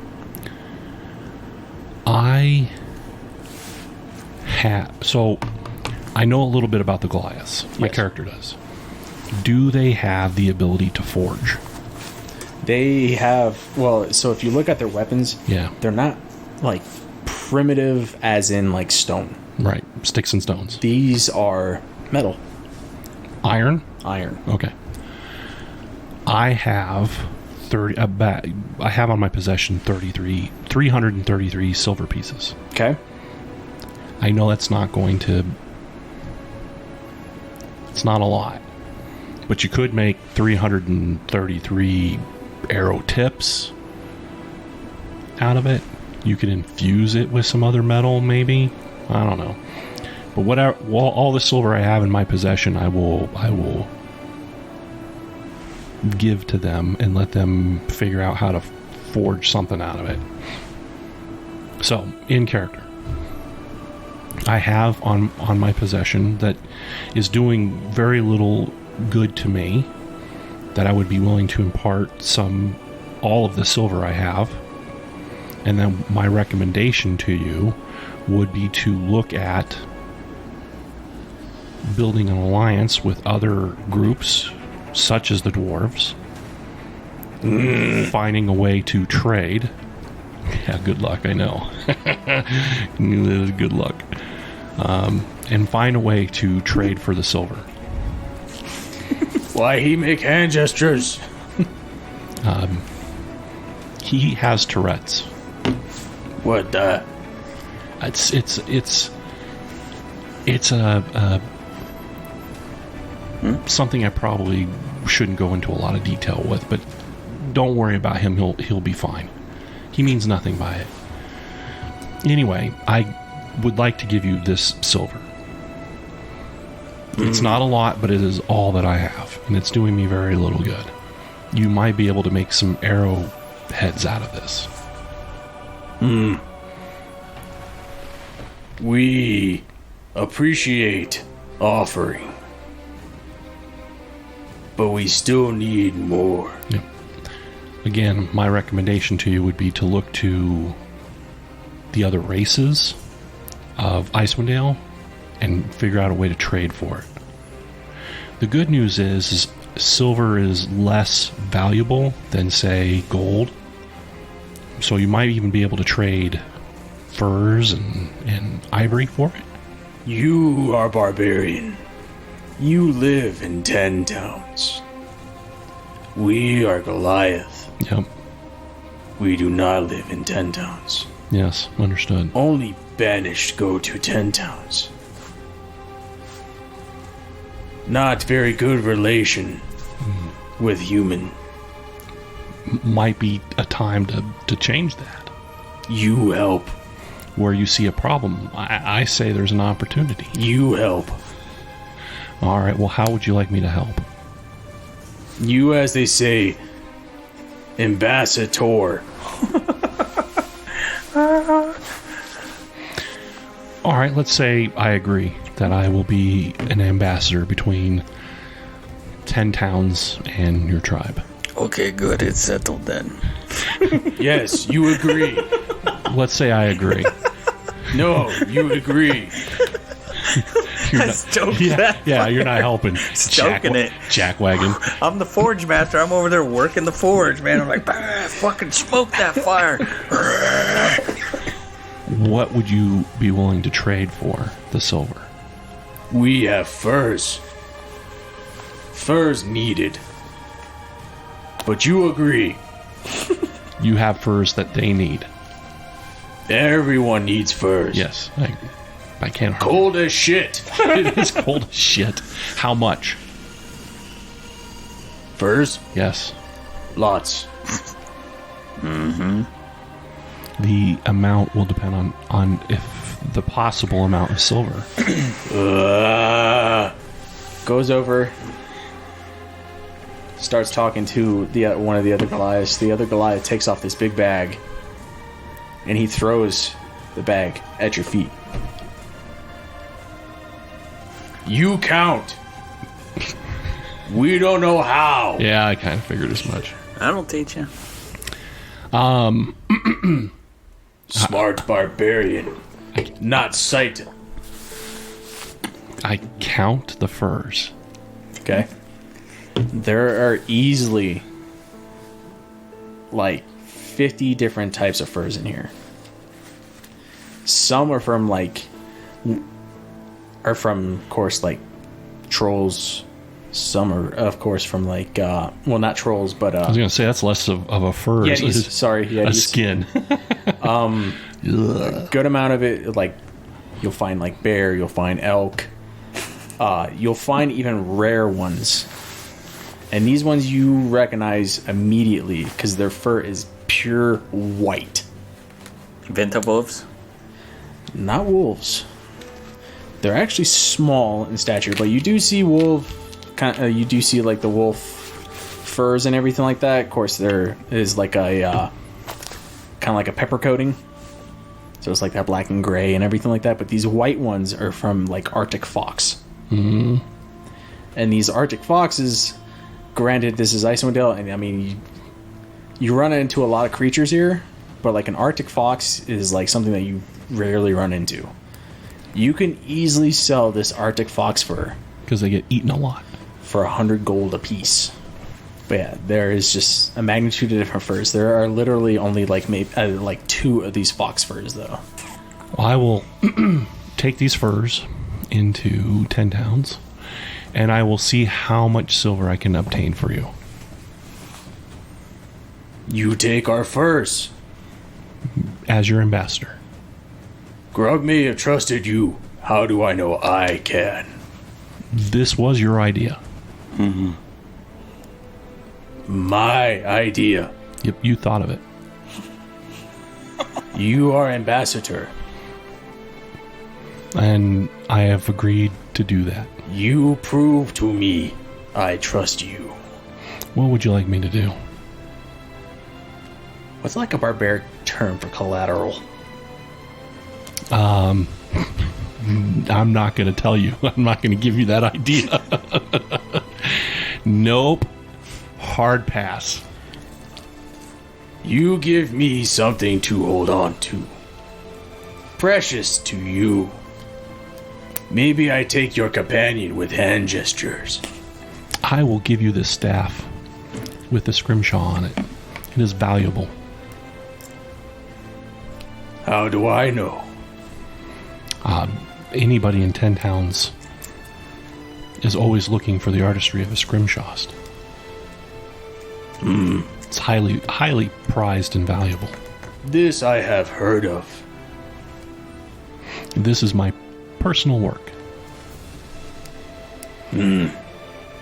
It's how I'm able to advertise to the world my skill. It is how, outside of adventuring, I make a living. I am giving you my living. Persuasion. You know what? We'll go with that. Bubblegum. Are you trying to give him bubblegum? No, I don't have any. Oh. You do now. Oh, sweet.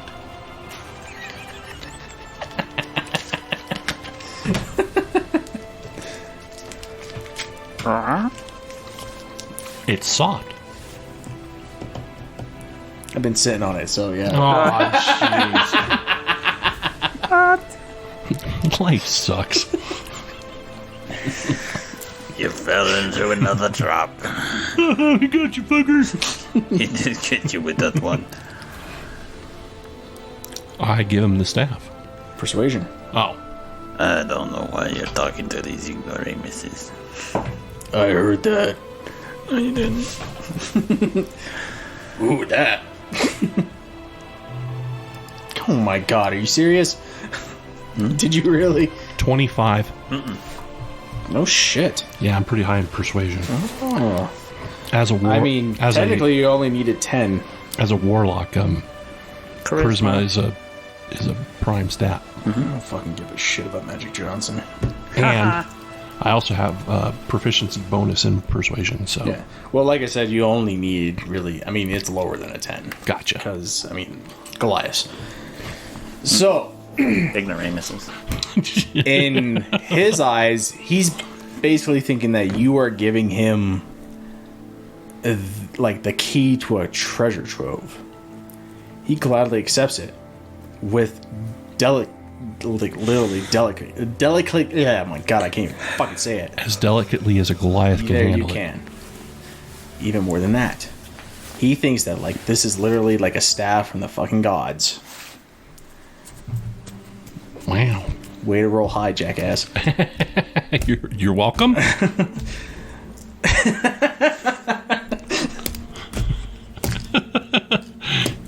With my special hands. Grab me little hand. You see the other hand come out. It's my strong hand. It's my strong hand. I will take care of it. Do you need more? I'll take all the furs you can give me. Depending on how much silver you want. So the other three Yeah. take their backpacks off. Okay. Literally either the same amount or more. You're looking at some heavy stuff. Okay. I will load it up in the sleigh. And they don't, as you're walking back, they follow. Okay. All right. And everything. Well, not exactly done talking. We tell Grom, you do this for us. Please do, and tell him I send him my best regards, and that I'm still looking for my father. But I have not given up. I also still have the sword. We see that. Oh, no, wait. No, You they don't do see not. it. No. You have it in that little extra dimensional space. That's right. Very good. How we know you have sword? I see nothing. You are liar. We smash your face.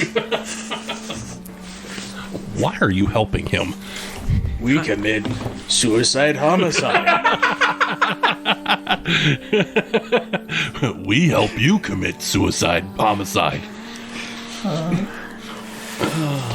Can't use our powers for evil like that. Now, Just forewarn. When we tell Grump, Grump will want to see you.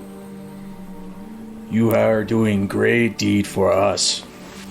well, you bring up a point. Because when I accomplish this, and I get the silver for these furs, my original plan was to meet you back here. But if you need me to see Grug, you will need to tell me where to go to do that. You come to village.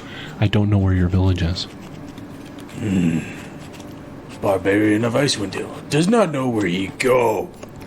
I've never been to your village. They just have to do everything. Apparently so. Except for the whole... Never mind. Never mind what. Taking the furs into 10 towns and exchanging it for silver. Duh. Right. What?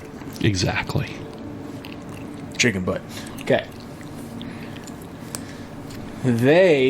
So you guys are here. They are actually located up in here.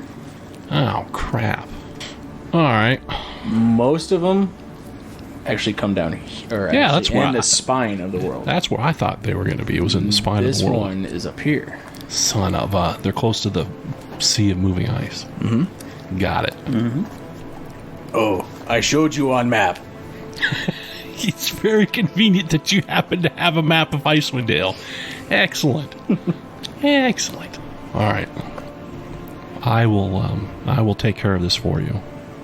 I will meet you at your village I know you will. with the silver. At least that's the plan.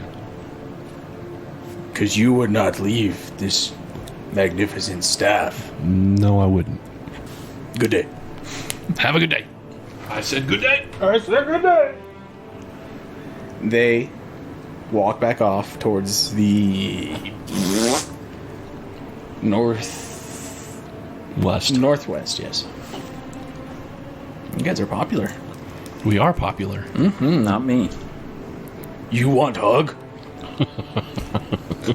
I would not hug him. Not a good idea. Head pat. That'll get you too. Right, with your horn. Wink. Just blinks with both eyes. Wink, wink. Pat's like, I'm gonna sell all these furs for myself and then just make a new staff.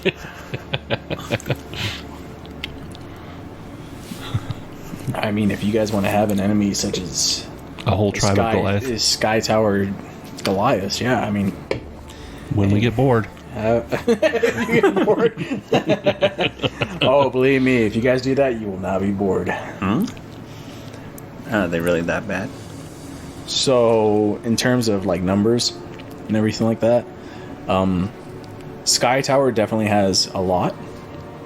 I mean, it's more than 100. And then, granted, you guys probably wouldn't ever really. I don't know if you'll ever really fight them, but Worm Doom. I mean, if his character would have told your guys is, they are Goliath werebears. So think gigantic fucking polar bears. That's why they need the silver, huh? But it's just another path of a few that I have for you guys. Because you guys are kind of getting close to the end. So, good job making it this far. Maybe next session I'll kill you. So, Not me. after your meeting with the Goliath, you make your way to East Haven. Boy. It is, of course, like I said, it is dark. You can see lanterns, torches off in the distance. Of course, of East Haven. When you get up to there and everything like that, it's not so much of the rambling. It's more like people have a grim look on their faces. How would you like to proceed? I think we go about this twofold. I have a bunch of furs and I need to find buyers for it. And I think we use this as an opportunity to, while doing that, ask questions. Rumors. Hey, what's going on? How you doing? How's the family? So you'll talk to the villagers of East Haven? Yep. Okay. As we're going around town looking for buyers for the fur. Okay. I mean, it doesn't have to be one buyer. It's a lot of fur. So, you will have to do it through multiple.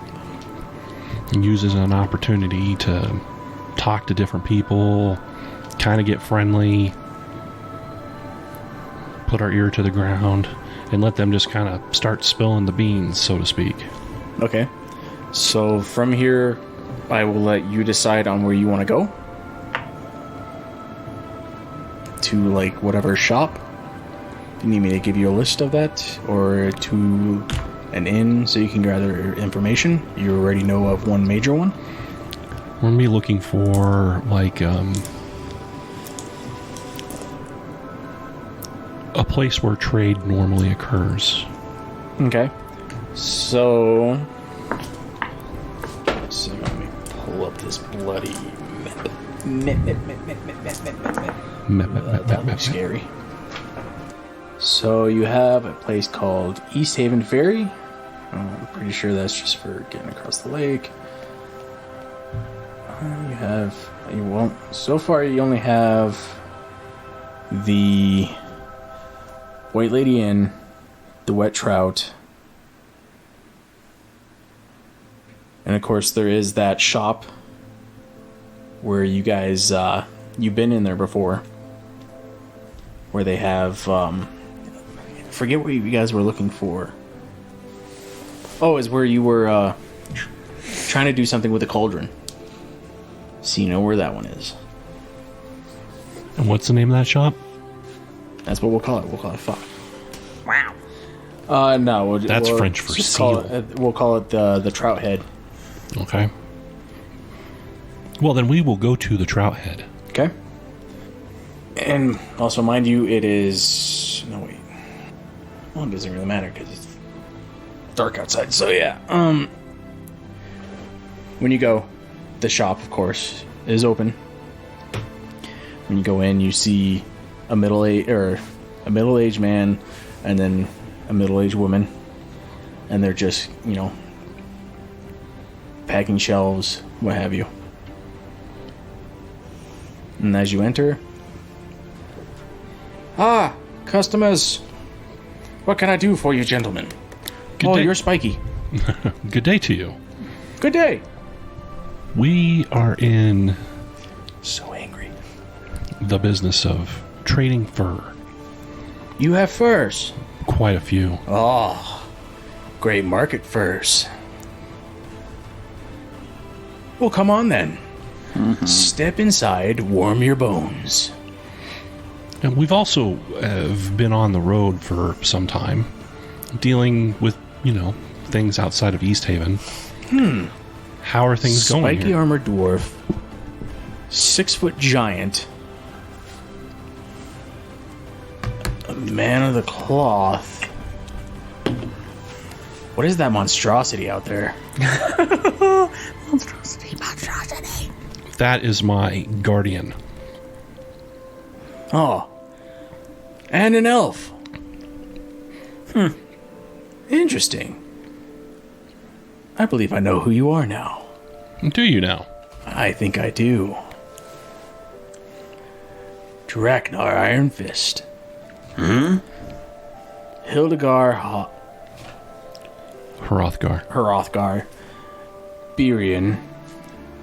And then Roland Murdoch. That's us. The Thanes of Kelvin's Cairn. How are things going on around here? Well, not so good. Why's that?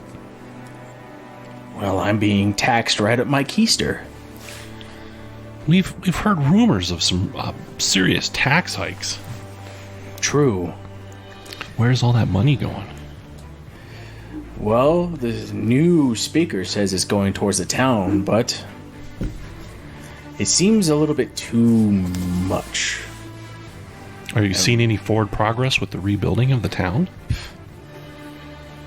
With the amount of wood that we've had, and of course, when the dragon came through and unfortunately killed a couple of ship captains, well, they've kind of salvaged the wood from their boats.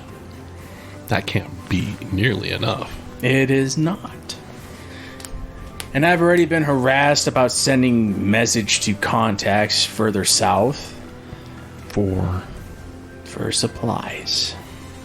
you've been harassed to actually do it or not to do it? Well, to do it, but in an unfriendly manner. No. It was almost like I was ordered to. So I wrote a letter of what I needed, or a list of what I needed, and sent it to the contacts. Though it might take a while, because, you know, this bloody snow. Yeah, it's definitely not helpful. It is not. And not only that, the road is quite dangerous. That is true. And I don't expect it to get there. You don't expect the requisition to get to your suppliers? I do not. Why do you think it won't get there? Because of how dangerous it is. I understand. You should know, you're travelers. Oh yeah, it's rough out there. So, in regards to the fur, you willing to barter? How much fur can you handle? Well, I see you have about 4 bundles worth. Each bundle has about 50 furs, but it's a smorgasbord of different kinds. I think you're going to find some exquisite specimens in there. Oh, I can already see them. Not to mention the wolf's pelt. And there's a couple winter foxes in there as well. Which is probably the most likely I cannot afford. Oh, that's unfortunate. The taxes. The taxes. Granted, I could sell these off. But of course, I'll be keeping a few for myself. And of course, my wife.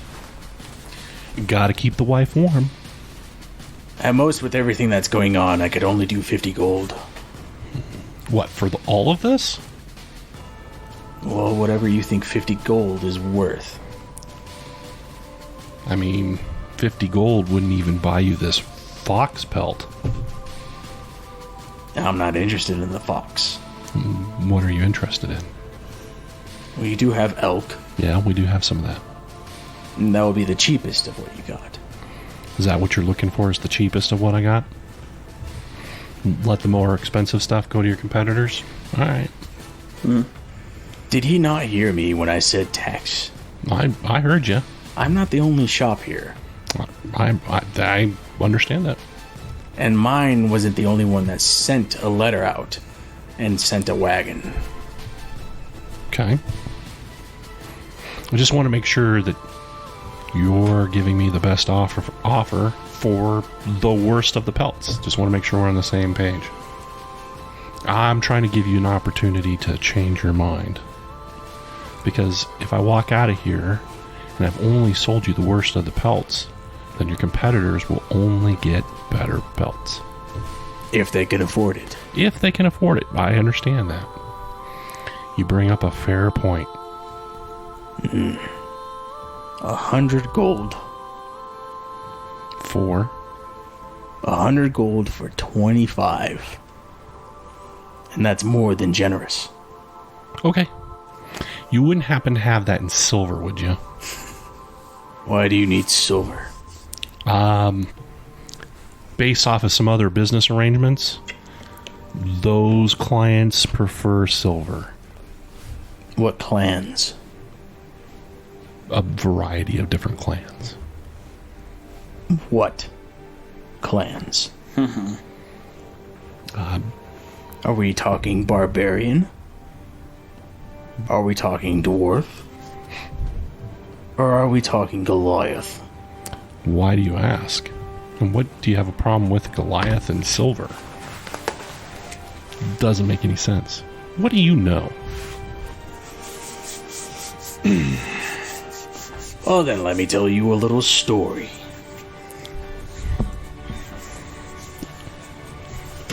A certain tribe of Goliaths have actually gone around pillaging, especially a little bit south of here. I think it's a clan that is south of here. Some say that it's the Sky Tower. I thought the Sky Tower was to the north. What do I know? I don't follow Goliath's patterns of where they live. I do a little bit. I am a barbarian, live within, the Icewind Dale. I'm pretty sure that East they're... Haven. I get around a little bit. I'm pretty sure the Akanathai, their tribal home is to the north. Now, if you're speaking of the Worm Doom, the Thunlag Kagaga, they're the ones from the south. Good. But go ahead, I'm listening. Something about these raids. I'm trying to figure out how you're correlating the silver to that, but go ahead. Well, I don't want to buy pelts and give silver to you if you're going to give them to Goliaths. Now, how did you draw that line? I mean, that's a difficult line to draw. Where did you get the pelts? How did you draw a line to Goliaths and silver? Where did you get the pelts? Why do you have an issue with silver? I don't have an issue with silver. Let's just say, let me tell you a story. I just have more gold than I do silver. Understood, but let me tell you a story. There is a tribe of Goliaths to the south who have unfortunately been inflicted with a disease known as lycanthropy. I heard otherwise. And the only way that anybody, including ourselves, can fight them off is with silvered weapons. Oh, the more you know. So rather than asking the people of East Haven for their defense and other 10 towns to come up with the silver out of their own pocket in a time where you're already being taxed heavily, we thought we'd come up with a plan of trading furs for that silver. I'd like to make a persuasion or deception roll. Deception.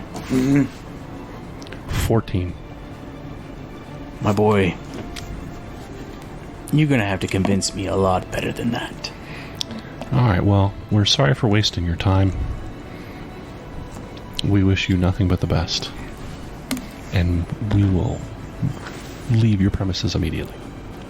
There's one thing that you can tell me, though. Sure. Whatever happened to that cauldron? Are you saying the cauldron is gone again? Son of a gun. Mind you, we had a good supply of fish come in and everything like that, but that seems to be like all we had. Is fish. Well, I guess we'll be off then. Merry Christmas. What's Christmas? What the hell? God damn it. Really? They took the cauldron again? Happy New Year. Not even the year's end yet. That fucking cauldron. The next time we get our hands on that thing, I swear to God, we're going to sink it in the goddamn bay. Melt it. Son of a bitch. All right, now I'm mad. Murder, suicide. It's going to be a murder, suicide, homicide. Swear to God. Hold.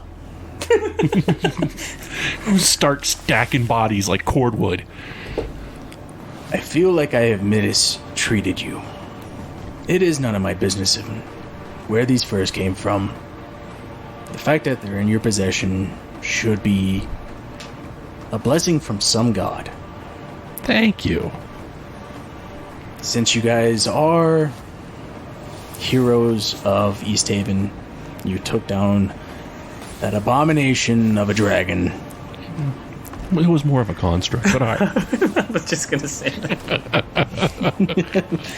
Stroking fires. No, I was gonna say it because we call the shield guardian an abomination, but the dragon is a construct. He was the construct.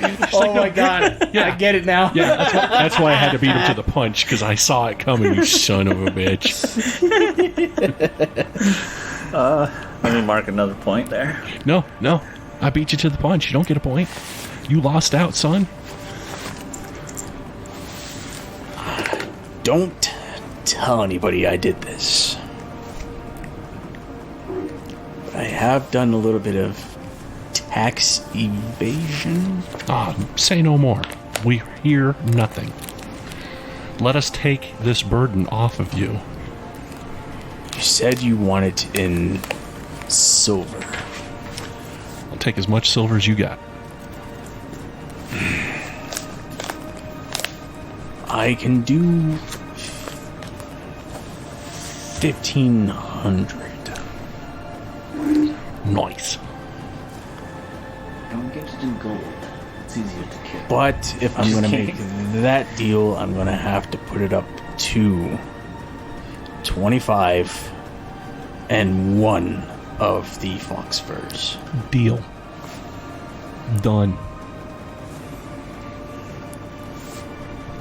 I apologize again No. for my rudeness. It's fine. We get it a lot. The people of East Haven are being put through Hell. a little too much. A lot of pressure. Have faith, friend. It will not always be as such, especially if we have anything to say about it. Mm-hmm. But just like your little quiet thing, you just keep what I said quiet as well. We don't need certain people finding out. Good dwarf. I will have faith when we no longer live in this darkness. Which is the Rime. That's next on his list.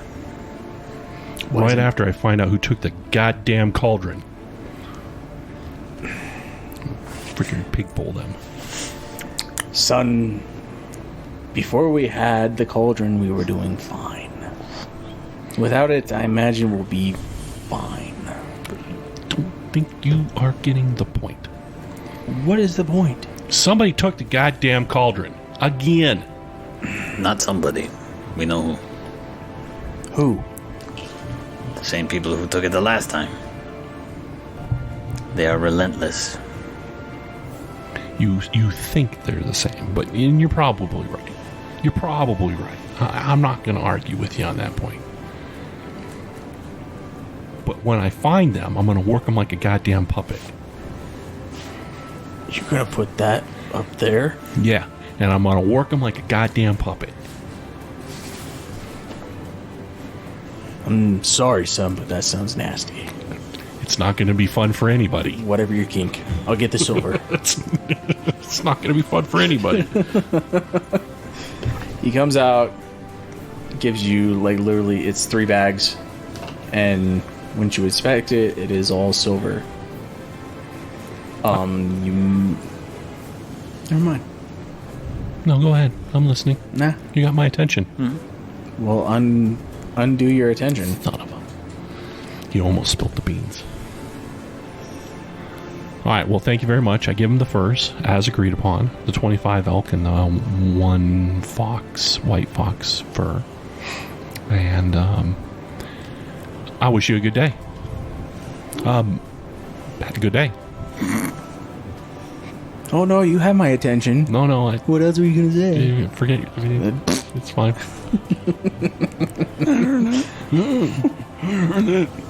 Where would you like to go from here?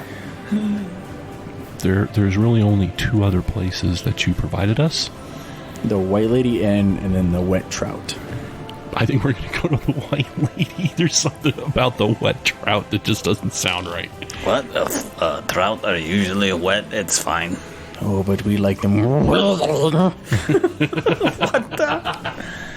Son of. He did it. All right, so you head to the White Lady Inn. Correct. Of course. So as you enter, you see, of course, the guards that are off duty. You see a few of the townspeople, not as many as you would have seen before. They all have grim-looking faces. The bartender seems like he's brooding. But the waitress, perky as ever, and trying to cheer up folks. I've grown up in East Haven. Do I recognize anybody here in the tavern who might be interested in trading with fur? So, I mean, sure, you recognize a few of the faces and everything like that. A lot of the guards, you don't.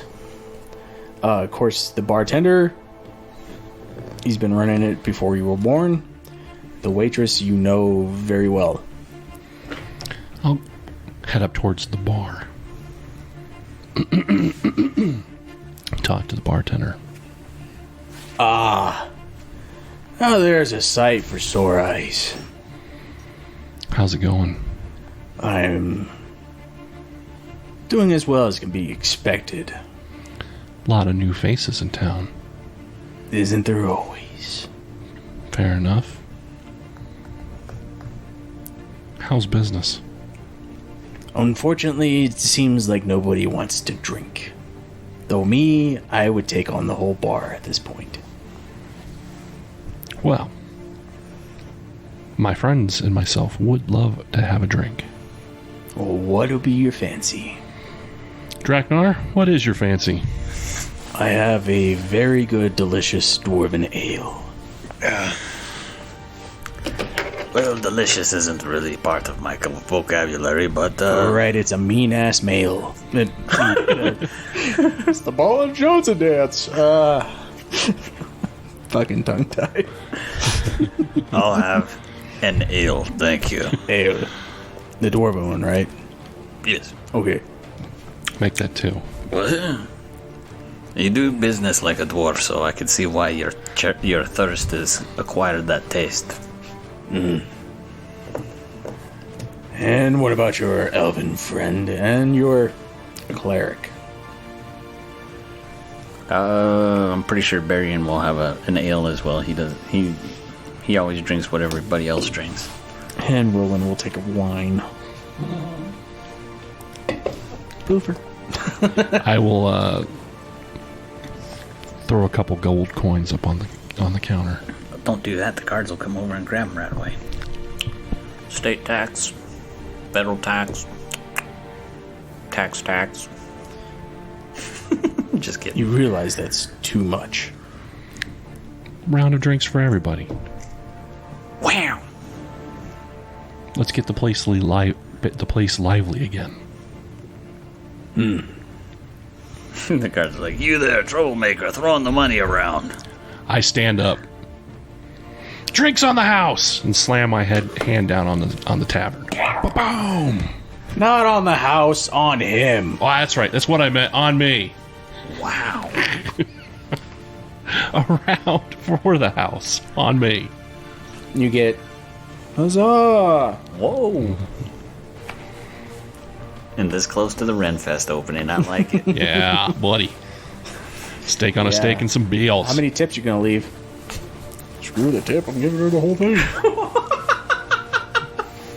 Hey, man. It's bound to happen.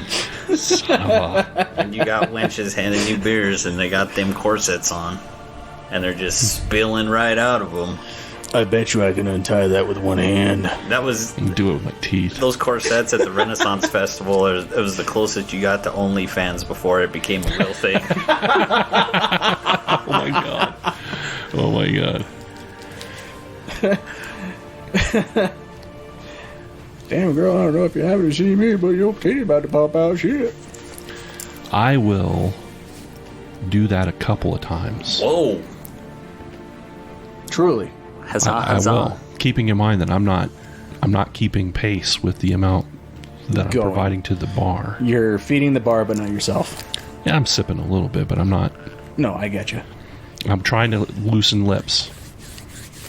You know, you're taking a couple of those cups and it's magically filled with water. Something like that. Gotcha. Hell, even the bard seems a little bit more chippy and starts playing a little happy tune. Once it starts to get a little more rowdy and loud. What's the name of the bartender? Bartender's name is Keel. Keel. I have a couple questions for you. He inches a little closer. First, business, then personal. We're looking for an individual or individuals who are willing to purchase a large number of fur with silver. Not that the fur has silver, but with silver, not gold. You pay me in gold, but you want silver. Correct. Okay. Can you point us in the direction? I mean, if you like, I could buy a few from you. Bless you. I'll take all the business. I can take all the silver I can get. All right. Well, I guess you would have to show me the fur. I will do that after we talk about a personal issue. Okay. What the hell's going on in East Haven? And on the top of that list, Quiet. where's the goddamn cauldron? You didn't see the cauldron, did you? Man, this group is really attached to that thing. It's your fault. It's your fault. How's it my fault? You made us bring it back to help the people. You could have left it in that cave. Could have. We chose to bring it back and be heroes. You chose, Yes. not me. That's Yes. because you're like, are you sure you want to leave that cauldron I mean, here? you could have left that. Did do that, did you? Okay, You sure you don't want to take that here, back with you? let me go ahead and give you this scenario. Give it to him. He got you, fucker. No, he didn't. You guys got that cauldron from a hag. Yes, we did. It had to be That scrubbed. hag was going to give you guys gold. Cursed gold. Right. It was cursed gold. It was the gold itself was not cursed. The chest was, which we could have been wouldn't- easily undone by your wizard over there.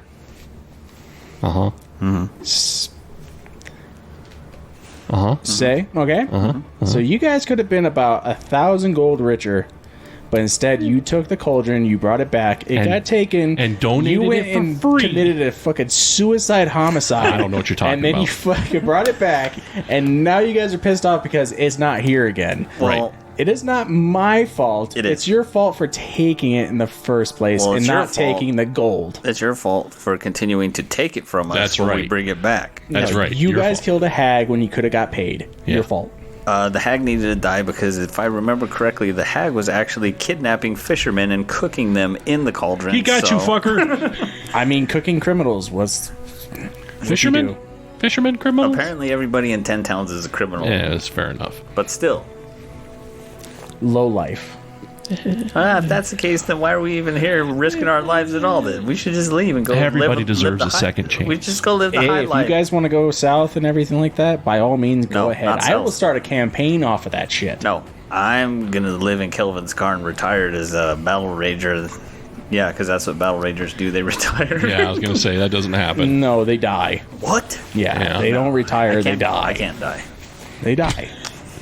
A battle rager would believe that they can't die. I can't die. Exactly. I know. At least he's sticking to the character. Yes. I know a I wizard. applaud you for that. I know a wizard. who seems to have found a way to reverse the effects of aging. Which you have no idea how. But I will. Yet.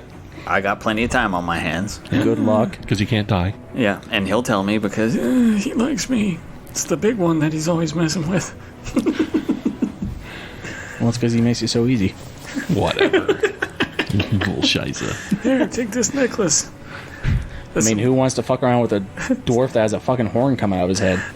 This necklace has an abomination attached to it. Jeez. No, it's because my hat is tilted. Tilted hat. That was fucked up. You notice. I'm like waiting too, because he got me, kinda. Because I'm like, okay, what is it? What is he doing? His hat is tilted in a different. What? What the? That doesn't help. So no, the cauldron was not my fault. But It is. does Kel know what happened to it? Let it go. It's gone. This stays between me and you. If any word comes back to me, well, let's just say, son, You'll come after me. don't. I'm listening. There's a lot of new faces around here. If you haven't noticed, a lot of the guards that are in here, well, I don't recognize any of them. Me neither. He dropped something. Yeah, totally dropped the ball.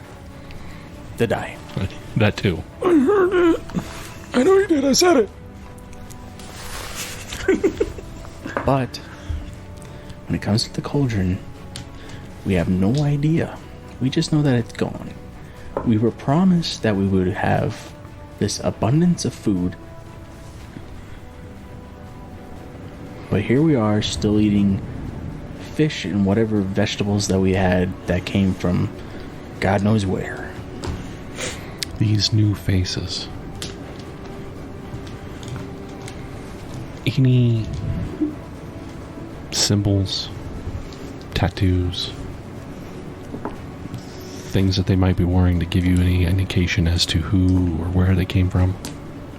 My boys, a lot of them have tattoos, but you have to be more specific. A snake with wings. A few that I've noticed when they're not trying to hide it in their armor. What does that mean? It means we're in trouble. Well, by the gods, boy, you're the heroes of East Haven. Fucking do something about it. We just got here and I'm trying to figure out what the hell's going on. I'm working on it. What do you think I'm doing here? I'm working on it. Well, at first I thought you were just selling furs. I have multiple problems that I'm dealing with here at the same time. There's more than just one thing going on. Selling these furs. Look, he thinks he's the only one. Selling these furs Dwarf, how many problems did you have today? for silver should be a red flag to let you know when I'm working on something. I don't care about what kind of coin you want. It's not. For all I know, you can have the damn coin from freaking Waterdeep for all I give a shit. I'm trying to help you out here, buddy. I understand that you're under a lot of stress. I am trying to help. You buying those furs with silver will help me to help you. I could have just come in here. I mean, you gonna tell me, or you're just gonna leave me on this little cliffhanger here? There is a tribe of Goliaths out there that are suffering from lycanthropy. And the only thing that can kill them without obtaining some insane magical amount of magical items are silvered items, silvered weapons. You're talking about the Sky Tower. No. I'm not. That's the second time somebody's brought that up, by the way. I'm not talking about the Sky Tower. I'm talking about the Worm Doom. So, out of game, real quick. Yep. I don't know if it'll work or not, because what I'm kind of sort of piecing together by all this craziness, so maybe it should be set in game, but if they keep bringing up the Sky Tower, and since your buddy Grug decided he was going to try to make peace with the Worm Dune, did maybe the Sky Tower become infected, and now they're trying to get rid of all the silver, so nobody has silver to defend themselves against the lycanthrope Goliath of Icewind Dale? So I say this. I won't give you the answer outright, okay? But what I will give you is this little piece of information. The guy, the Goliath, that was protecting his father's sword, did it for years. Not days, not months, years. Until he came along and got it. Right? This was something that happened before Frost Maiden. Like literally like maybe months before Frost Maiden. In the way that I presented into his story, into all this. So you tell me someone who is that dedicated would pull some shenanigans like that. Maybe. Maybe not him. I mean, they did say, the reason why he overthrew, and I've mentioned this when he went and got the sword and everything, Mr. Arnold went and said, well, I think he actually was kind of trying to get you guys to come with him. Yeah. To kind of help him get the current leader of the Sky Tower tribe off his throne so that Grug could be on there. Because he said that he wasn't a good leader. But granted, he didn't tell you the specifics on why he was a bad one. And the reason why we declined on that offer is because I think we were like 2nd or 3rd level maybe, Exactly. and that was kind of a scary thought. Yeah, I mean, if you guys would have went into it, yes, this would have been a TPK. TPK. Toilet paper kill.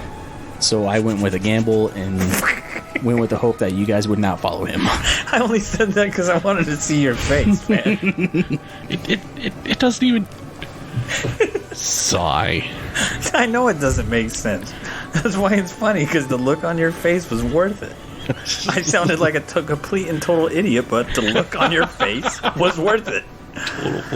Total complete idiot. Yeah. But back in character.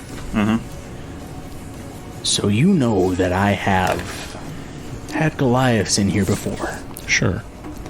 They don't have insignias on what tribe they're from. These guys come in here pretty much bare. So I have no idea where they come from. But rumor is that Sky Tower is the one that's been infected with this. Okay. Regardless of which clan is infected with this, for anybody to be able to defend themselves against this, including ourselves, it will require... Silver. Yes. Haven't always been an adventurer. I mean, bartender. Right. Let me guess, you took an arrow to the knee. To the hip.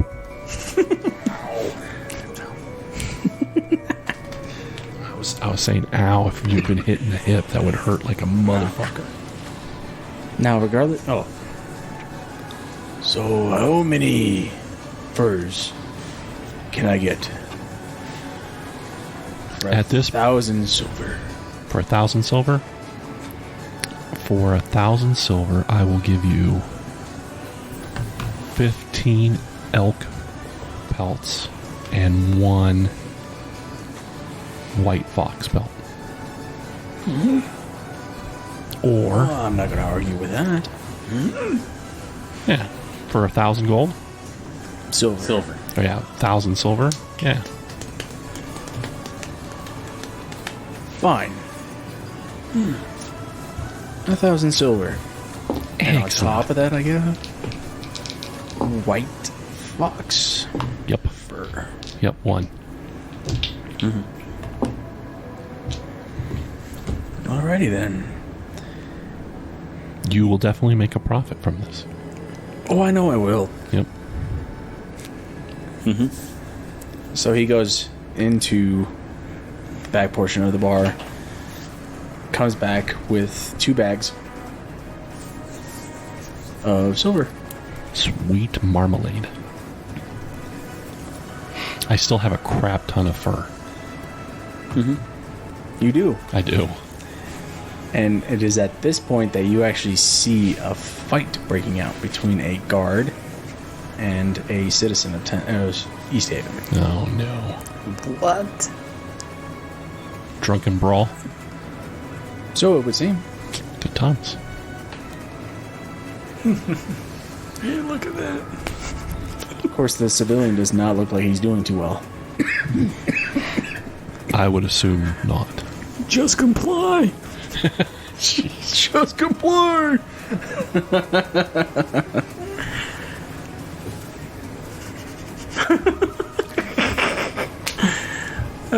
I'm just kidding. Am I?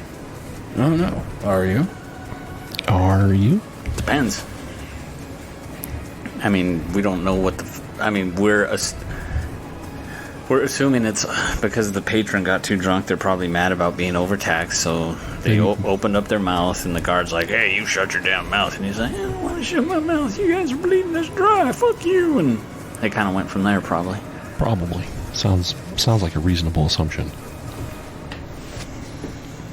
And at this point, another 3 guards join in. He was already doing bad. Why did they need 3 more? They're like bullies. Like the bouncers downtown Denver?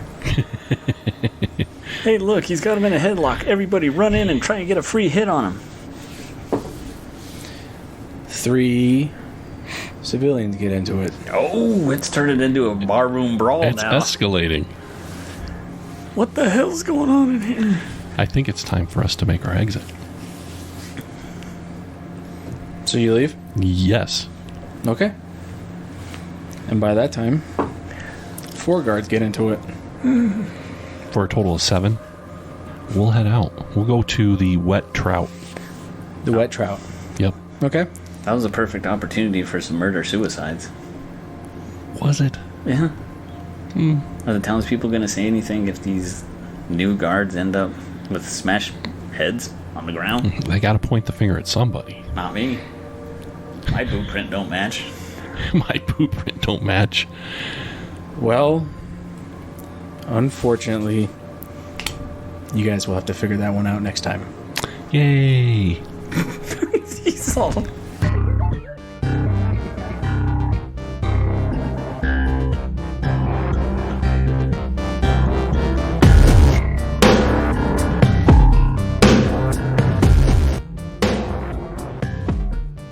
This has been a Merciless Gaming Media Dungeons & Dragons podcast production.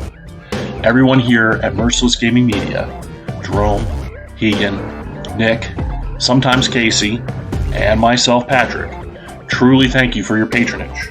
And before we all part ways, we would like to provide you with this tidbit of helpful information. Never buy wooden coins.